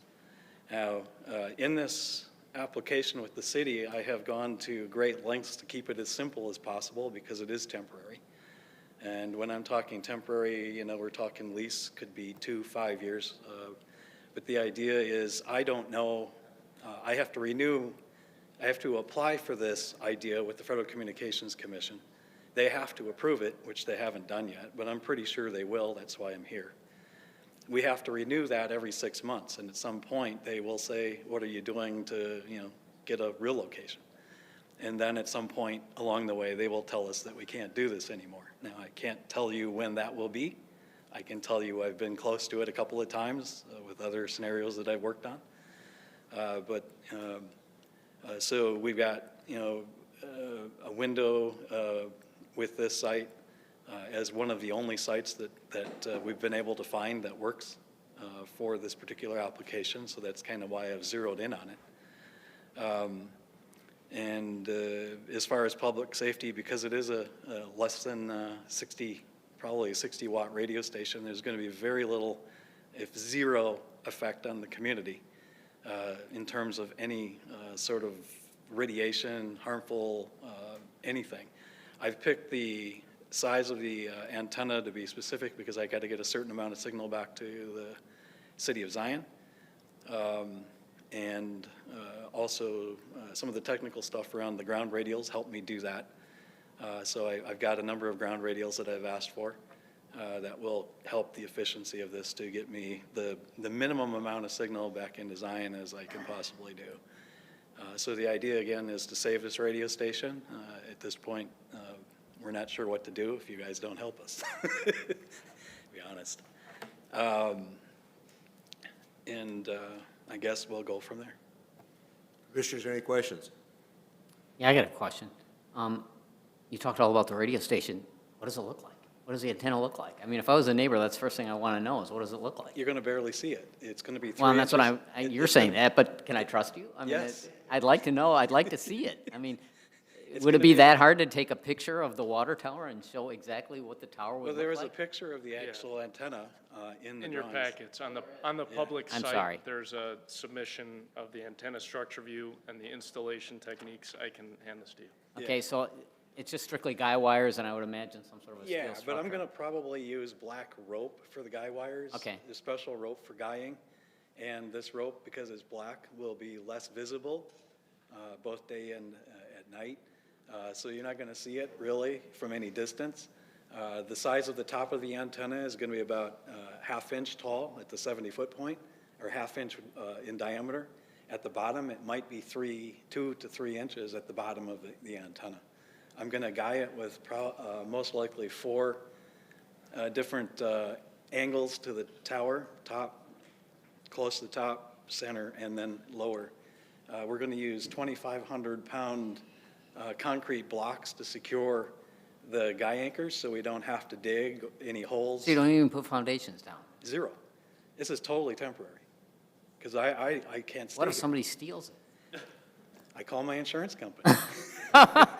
Somebody could literally come with a pickup truck and steal Yeah, it. I'm not I mean- implying that, but The idea is simple, right? Because Polnet doesn't want to put $500,000 into a site where they're going to, possibly lose. understood. Okay, you answered my question. Thank you. I have a question. I'm an electrician and I'm also an electrical contractor. Great. And I noticed your specification indicated that your ground loop grid is that for equal potential lightning protection or signal? Signal. Because you've only got 1 inch down, and that's why I asked the question about the mowing of the grass. Yes. Because it's 1 inch, and with our frost going up and down. Well, the reason we put it 1 inch below the ground is because of his question about people stealing it, right? All we want is so it isn't visible. It could sit on the surface, it could be raised above the surface. Raised above the surface probably be a little more efficient, but traditionally we put this down, half inch to an inch below the surface, so it makes it difficult to steal it. Now, we're going to use most likely number 6 wire, bare wire for this. So the idea is that it's not a lot of wire, so if someone wants to steal it, they're going to have to work pretty hard to make any money. But Well, copper's copper. yeah, this is true. Not really. But your question is good because the grounding here that we use is a ballast. In simple terms, when you were in elementary school, your science teacher took two magnets, put them together, right? Well, if you put two ends together, pulled together, you put the other two pushed apart. We're doing that part. This is a ballast, so this is RF. This is not electricity. What we're doing is electromagnetic.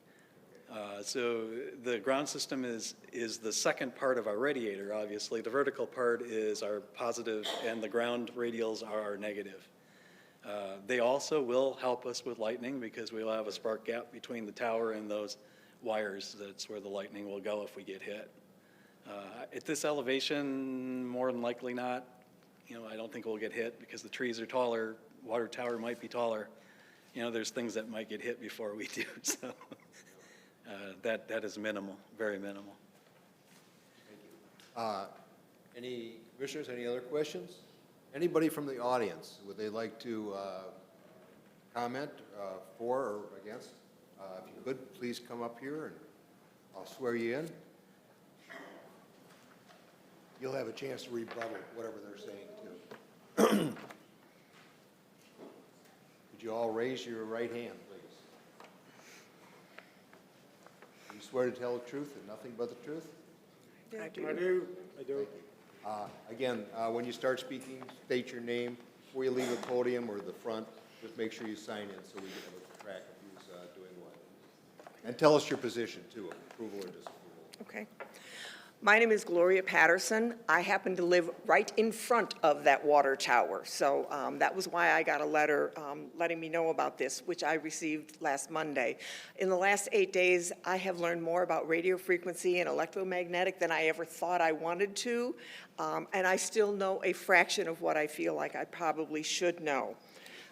I have concerns about this, and I am definitely against it. Okay, I have concerns about this because I have there are some health issues that I keep reading about, and as a retired nurse, health issues really concern me. I keep reading about radio frequency illness and electromagnetic hypersensitivity. These things cause headaches, fatigue, dizziness, nausea, poor sleep. That doesn't sound like much, but you know what? If it's affecting you and it's affecting you 24 hours a day, that's a whole lot. My sister also has a medical device that administers continuous pain medicine and continuous antispasmodic medicine into her spinal column. I have read that electromagnetic and radio frequency emissions can affect pacemakers and insulin pumps. I can't believe that it wouldn't also affect an intrathecal pump. I'm concerned about her getting too much medicine, not enough medicine. It's taken her a long time to get to the point where she has good relief from her pain and her spasms, and I would hate to see that go away. I'm concerned about our property values. I read an article just this morning about just radio towers, nothing to do with cell towers, just radio towers, and those are not easy articles to find. And it said that a half a mile away, I'll just finish this sentence, a half a mile away, property values can go down by 2.5%, and even closer, they can go down by almost 10%. That's a lot of property value to go down, and I'm really concerned about that. My time is up? Okay. Thank you. I'm sorry, what? Oh, okay. I'm sorry. I thought somebody was telling me I was done. You need to say where Aunt Sandy lives. Oh, I'm sorry. My sister that with the pump, she lives right next door to me, also in front of the water tower. So she's definitely within that 250-foot area. I'm looking to see. I also read an article this morning about, specifically again, an AM radio station that was on a college campus. There was a professional tree trimmer that was working in the area. He started receiving sparks. He developed such a severe injury that 3 months later, the wound was still severe on his hand. After investigation, it was determined that this was directly from the radio frequency Thank from you. the AM radio station. Sam, can we start using the timer? Do we have that? It's broken. We tried it. For the record, City Council's keeping official time. Thank you.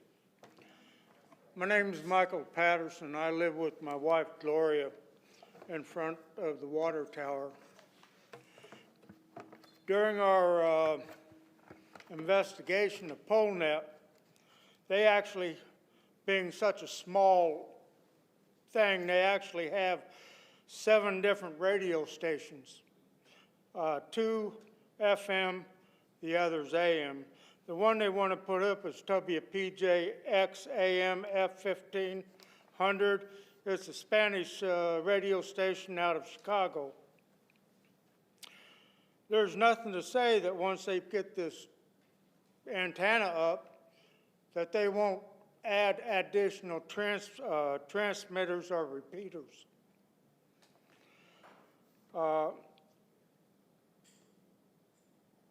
Would we be notified if they did that? It said in the thing that they were going to post a sign about this public hearing. I finally found that sign. It was across the street from 3024 Gulfmore, which is at the very end of a dead end. The other people going down that road would never see the sign. Me living in front of the water tower, I'd never seen it if I didn't take the dog for a walk back that way. Again, to reiterate what my wife said, these here signals coming from these transmitters cause sleep disturbances, headaches, cardiovascular diseases, heart, stroke, and clotting issues. I have a heart condition. I have small vessel disease, and there's nothing that can be done about that except for medicine. It interferes with the implanted devices that people have. It has an increase of Alzheimer's disease, congenital abnormalities. It decreases sperm counts. It goes to fatigue, memory problems, and cancer. And in what they said in their proposal, that this is only going to be a temporary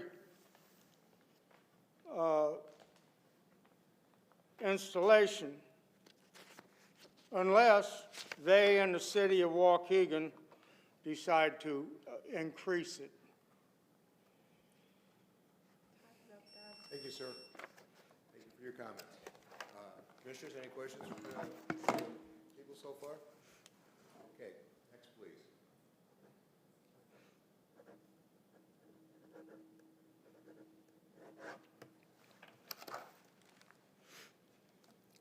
My name is Jenny Duran. My parents are Gloria Patterson and Michael Patterson. My aunt is Sandy Lovegren and her daughter Margaret Lovegren, who live next door. I visit my parents a couple times a week, if not more. At least once a week I go to see them. In my research of this radio antenna, I have read that people can have increased seizures, and I have epilepsy and non-epileptic seizures.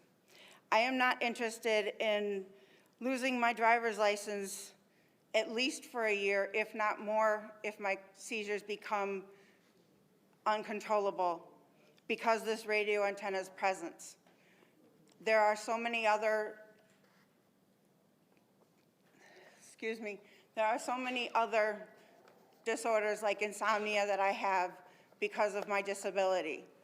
I would continue to have more and more problems because of this radio antenna and all of the things that it would output. And like my father said, who's to say that they won't continue to add more to this And who's to say that this lease won't turn into a permanent site? Thank you.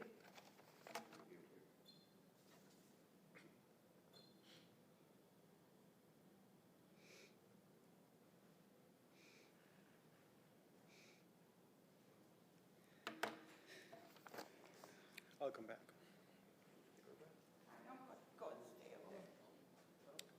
Good evening. My name is Rogelio Montoya. I live at 3022 West Gulfmore. It's probably my car pictured right under there. The building. So I'm directly in front of the water tower. I think my neighbors covered everything that I wanted to express myself. Property taxes, possible health risks. I got my children that live with me, got my grandson's right there too. I mean, worrying about his future, potential health risks. I mean, I could bet on a Bulls game, Bears game, but I don't want to take a gamble on my grandson's health. With that being said, I'm opposed to that tower. Thank you. Thank you, sir.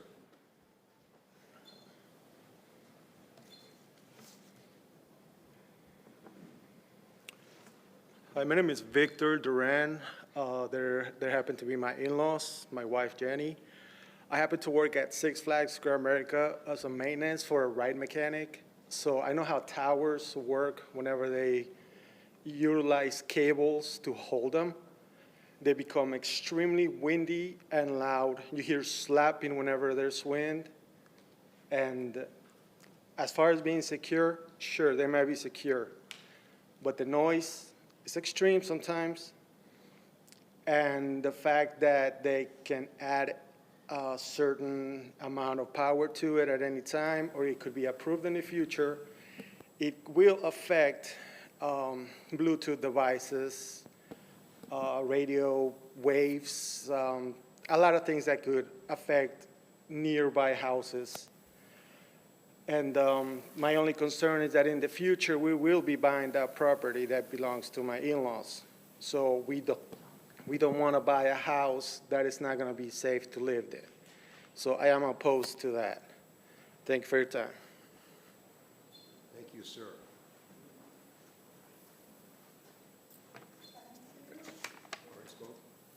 You want a rebuttal, sir? Oh, I think we have another, We have another? Okay. Raise your right hand. You swear to tell the truth, the whole truth, and nothing but the truth? I do. All right. You gotta say I do. Margaret Lovegren, my mom's Sandy Lovegren. It was stated that, you know, she does have medical issues. We've had our ups and downs. We do not want to battle any more things that we don't want to because we're in a good place right now. And you could literally see our property in most of those pictures. We are that close. It's our backyard. We share the fence with the water tower. So we're definitely. Garage on that picture. Yeah, our property is there. We're definitely against it. I'm also a local therapist. I can name 2 home daycares right in our neighborhood. Busy Bees right up the street. There's another daycare right off of Sunset. Like, I go to multiple houses with multiple home daycares in that area. Like, and just like with all the health things that have been mentioned, like, I just don't think it's the best choice for the community in general, just with that experience. And obviously our personal experience. So we are definitely against it. Anything you want to add? No? Thank you. Yes.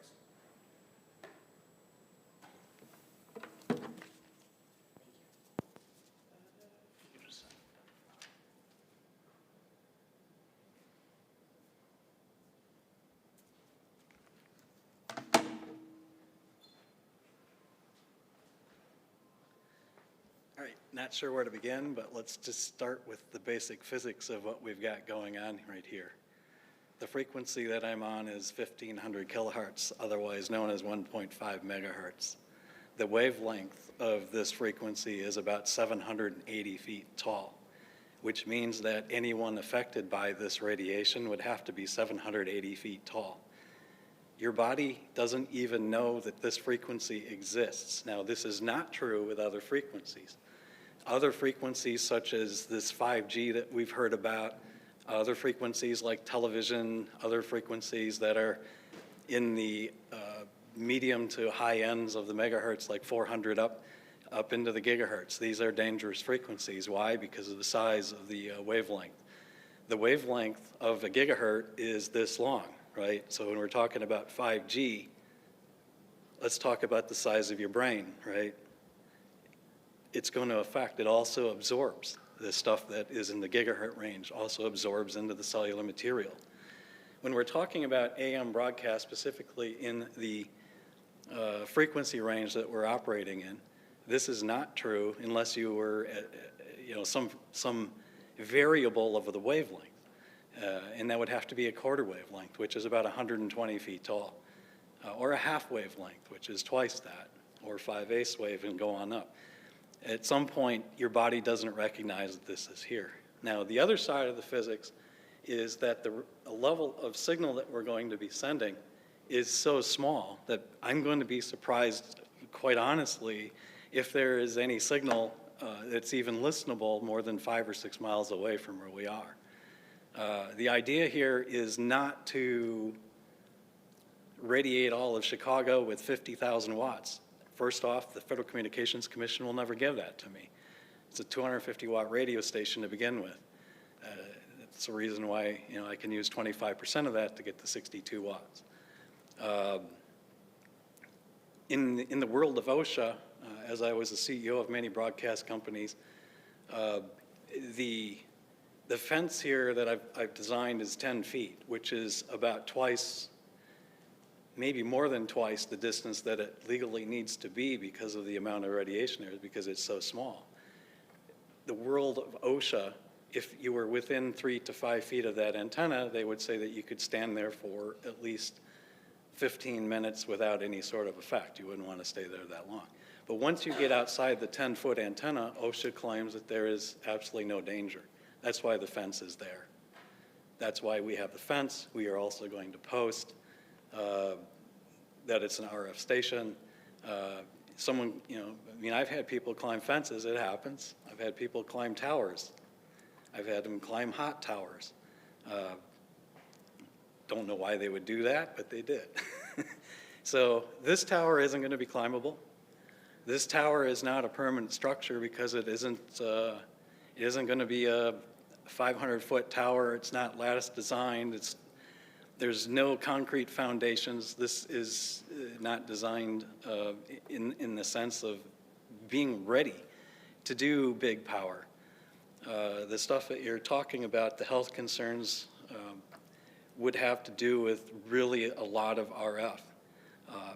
I've built radio stations that are within, on the other side of a property line of $500,000 houses in Northbrook in the peak of my career. They're still getting big money for those houses. The fact that we're going to go away, I cannot be here permanently. So when you're thinking that we're going to crank up the power and become bigger than we are, we can't. It's not in the cards for this radio station. The RF spectrum is too small. There's too much competing, too many stations competing around it for me to get any bigger. So in terms of property values, I don't see that. That's not, in my experience, been true. In terms of dangers of health risks of cancer, again, because of the wavelength that we're using and the level of power that we're using, it's not going to saturate your body. Again, this is going to be such a micro-fleet powered operation that on any level, you're probably not even going to know it's there. You're not going to see this antenna because it is not a standard antenna. It's cylinder in design. The base of it's going to be 2.5 to 3 inches. The top of it's going to be 1/2 inch in diameter. We're going to use rope guy wires so that they'll be less visible. Next to the water tower, I don't see the difference in the aesthetics. Now, in terms of PoleNet, when I was running the company, it was a very successful company. Things have changed for those guys. They're trying to figure out how to survive. Radio is a different animal than it was in 1980 and 1990 and 2000. Their revenues when I was operating the company were $7 million a year. Now, they're probably $100,000 a year across all of their stations. And they do have FM translators with almost all of their stations. They're selling everything off because the operator is 85 years old and he wants to retire, the owner of the company. So the idea that, we're going to make this into a permanent thing, we need a site. The first site that I looked at was Sam. I was going to do a 2-tower idea, and that could have been permanent. The 2 towers have to be 600 feet apart in order to get this to work right from this vicinity, from this area. There isn't a piece of property around here that's, quite frankly, big enough for that. Can I do some other things that'll work? Maybe. The minimum power level on this frequency that the FCC will accept is 250 watts. That's why this radio station is a 250-watt radio station, because that's the minimum, that's the maximum it could do. We're not going after big power. Most likely, we're not going to stay on this site. It just isn't possible. So the physics aren't there. The RF spectrum availability isn't there. The only way we could do it is to be really creative with multiple level towers. And this property is going the wrong direction. I need something that's going east-west in order for it to be permanent. I and Polnet and me specifically as their RF consultant, there's no way to do this site permanently. It's not the idea. We would like to work with Waukegan in the future. It's one of the discussions I've had with Sam, because I think that there's some synergies there on a PR level that could be helpful for all of us. And since we're broadcasting to this area, we would like to be a lot more involved in the community. I mean, there's other people that we help a lot, like the Genesee Theater. They're one of our advertisers for this particular radio station.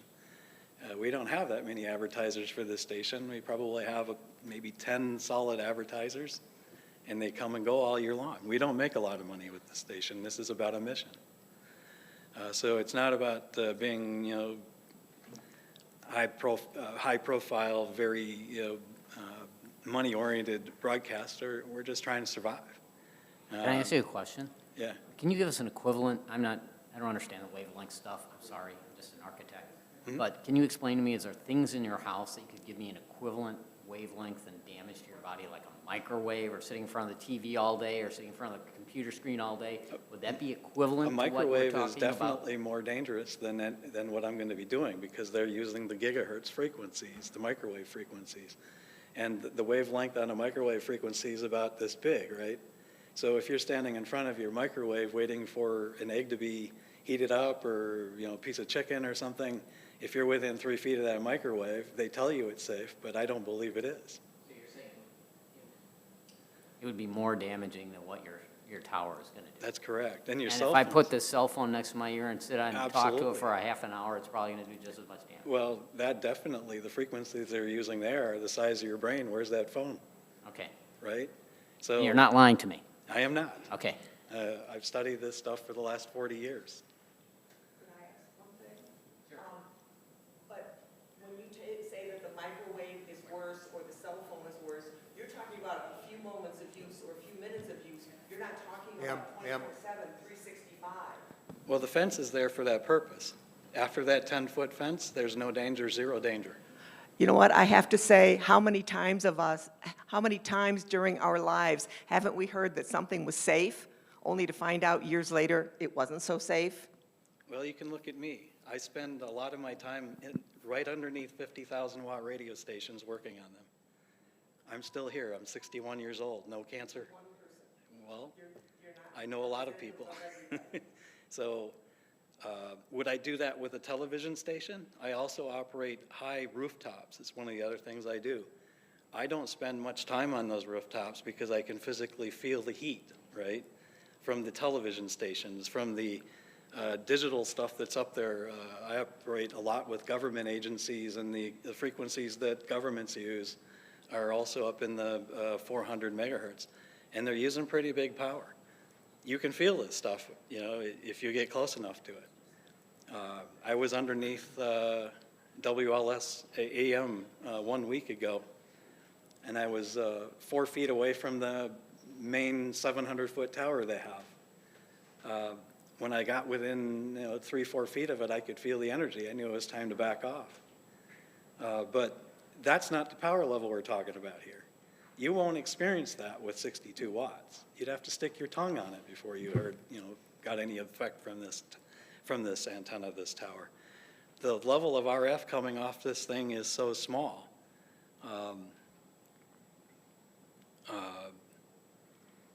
If we're talking about, it's measured in millivolts at a kilometer. By the time I get to a kilometer with this radio station, the signal's already down to 1 millivolt, which is nothing. So, like I said, cell phones, whether you use them 10 minutes at a time, 2 minutes at a time, the frequency is what's most important because of the wavelength. And the difference between 1.5 megahertz and 1,000 megahertz is a lot. We have one more statement here from the audience. Would you like to, she's already been sworn in, so. She just wanted to say something. Hi, my name is Sandy Lovegren. You heard about me from my daughter Margaret and my sister Gloria. I'm the one with the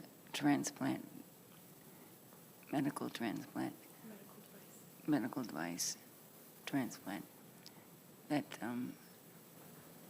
I can't be near any of these big towers or anything like that. And I'm sorry about that, but I'm sorry about that too. Would you mind repeating what she said, because I could not hear her? She said her name was Sandy Lovegren.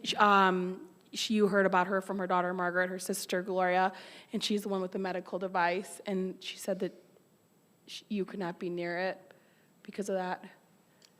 And she was sorry about that, but she's sorry. I have a question for the gentleman at the podium.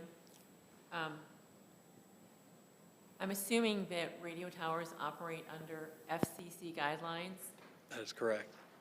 Does the FCC have any data published regarding levels of safety or distance? Yes, they do. They follow OSHA, and that's, again, why I picked a 10-foot fence around the tower.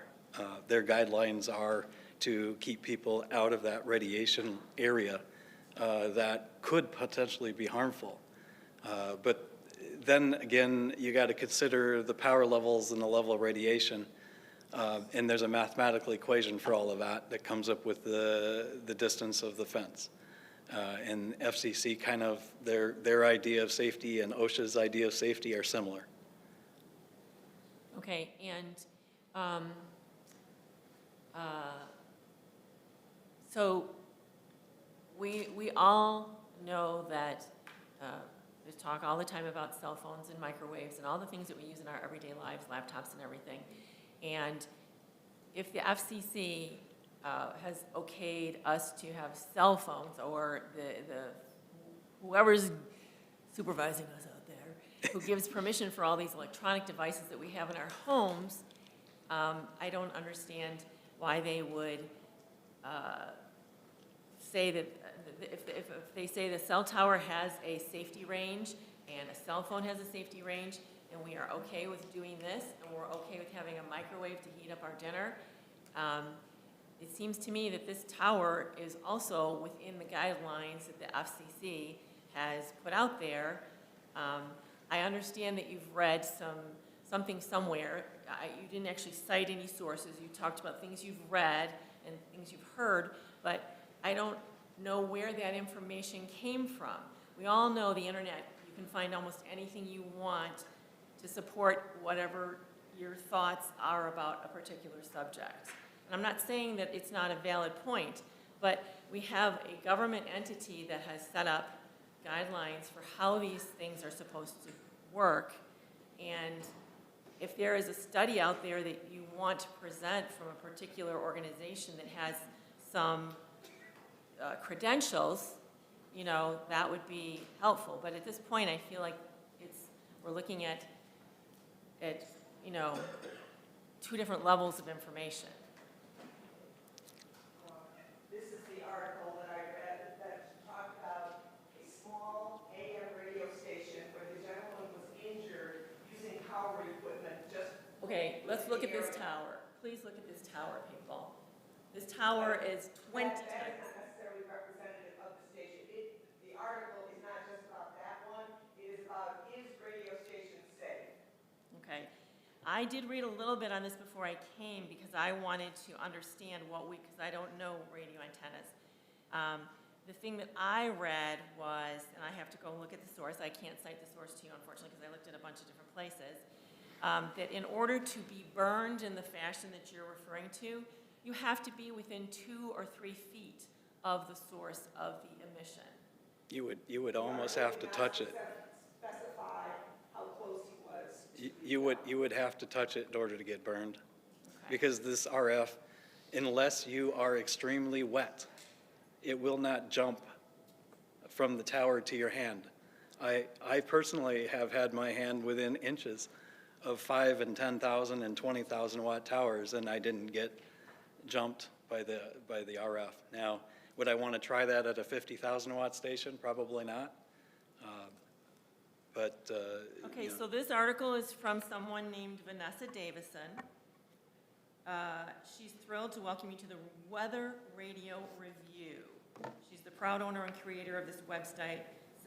She's spent years cultivating her expertise in the field of weather, collaborating with top brands to conduct in-depth product analysis, ensuring that I can provide you with honest and reliable reviews. I'm the author of several books on the subject and the founder of the Weather Radio Review. I believe I'm bringing professionalism and authenticity to every piece of content I create. My goal is to empower you with knowledge needed to make informed decisions when it comes to weather radios. As an avid outdoor enthusiast myself, I understand the significance of staying informed and safe during severe weather conditions. I'm not sure that gives her credentials to state that information as empirical as compared to an organization like the FCC. I understand your concerns. I'm not saying they're not valid. What I'm saying is that we have to go by the reality of whatever is authoritative and empirical data.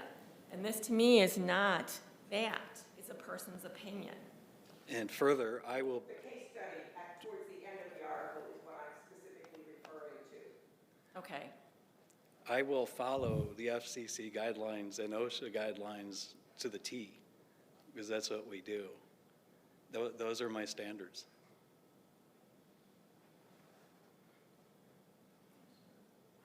Sir, you have a question?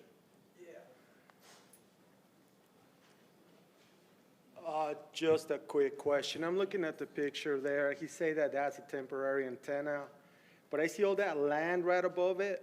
What's to keep him from putting antennas anywhere on that area? He's explained that. Getting to that. He's talked about that several times already. He has only certain restrictions that he can follow, and he has to come through the city of Waukegan if he's going to increase that. He's talked about that several times. That's not his plan. But he also mentioned that that was the only place where he could put it. He said that he can't even do that in that space. He already stated that. But he could go bigger if he had a bigger space. Not in that space, in a bigger space perhaps, but in this particular space, that's not his plan. He doesn't have the ability to do that. He's already stated that. Based on the FCC guidelines that he's following, he does not have the physical capability of expanding that space.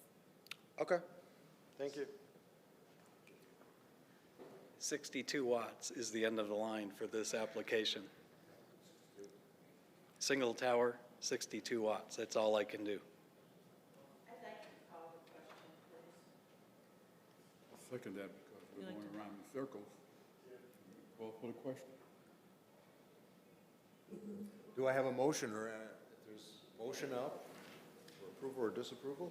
I'll make a motion to approve the conditional use permit for a wireless telecommunications tower at 36435 North Garrick Avenue, zoning calendar 2802, with the key conditions that were identified by staff. I second that.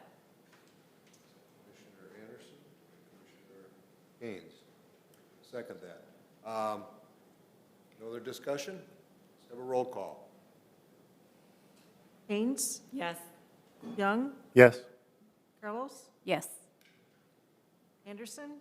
Yes. Grimes, Yes. Haug, Yes. Bill? Yes. Again, your next meeting will be, this is just an approval from us, and basically your next one will be on November 3rd, I think it was. Yes, November 3rd. And they'll advise you of the time and everything like that.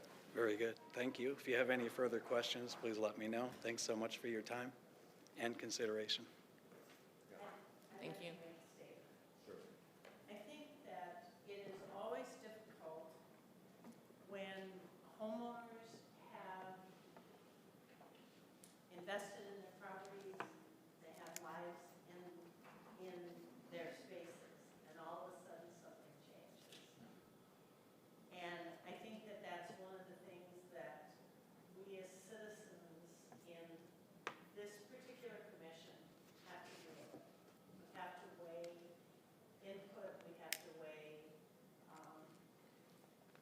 the fact that the city is willing to do this for a short period of time. And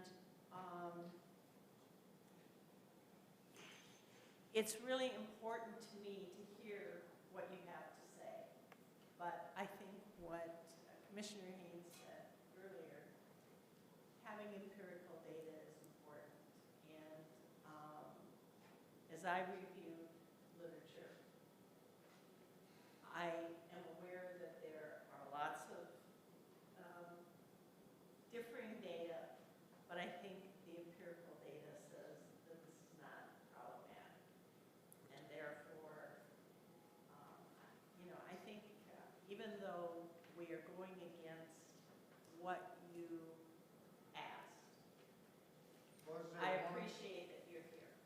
Was there one person here that was for? Was for, no. For the antenna?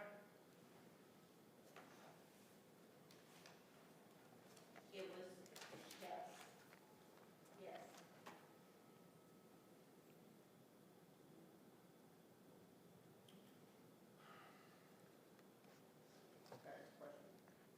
Sir? Yes, sir.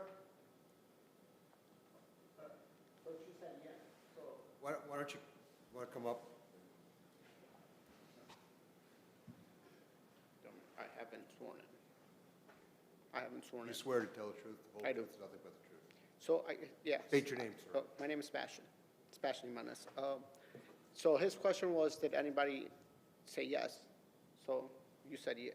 So yes, no one is. I'm not talking about the people who objected, but there is a business imperative here. I think that we have to weigh the information from all sides, and there was a unanimous decision. I mean, there are times we don't have a unanimous decision often, but it was tonight. Thank you, sir. One of the things I'd like to just comment on too is the importance of AM radio. There's a lot of movements out now that are trying to ban it, get out of it because of EVs. They have to change their technology to get AM, so they'd rather just make it obsolete. But it's really a standby for a community to have it, and especially if this is a local station. If we were in a natural disaster of some sort or another, AM radio would probably be the only surviving way we'd have communications for a while. So it is important that we have that, and I'm glad to see one in this area that could represent the Waukegan, Zion counties, the state, the cities that you're going to represent. But AM radio definitely does have a place in the world. But half of us won't understand it because it's in Spanish. I can't speak to that. I have no idea what their venue is. So just saying, it's been voted on, and again, on November 3rd, you can talk to the city council, and you certainly can be represented there too. So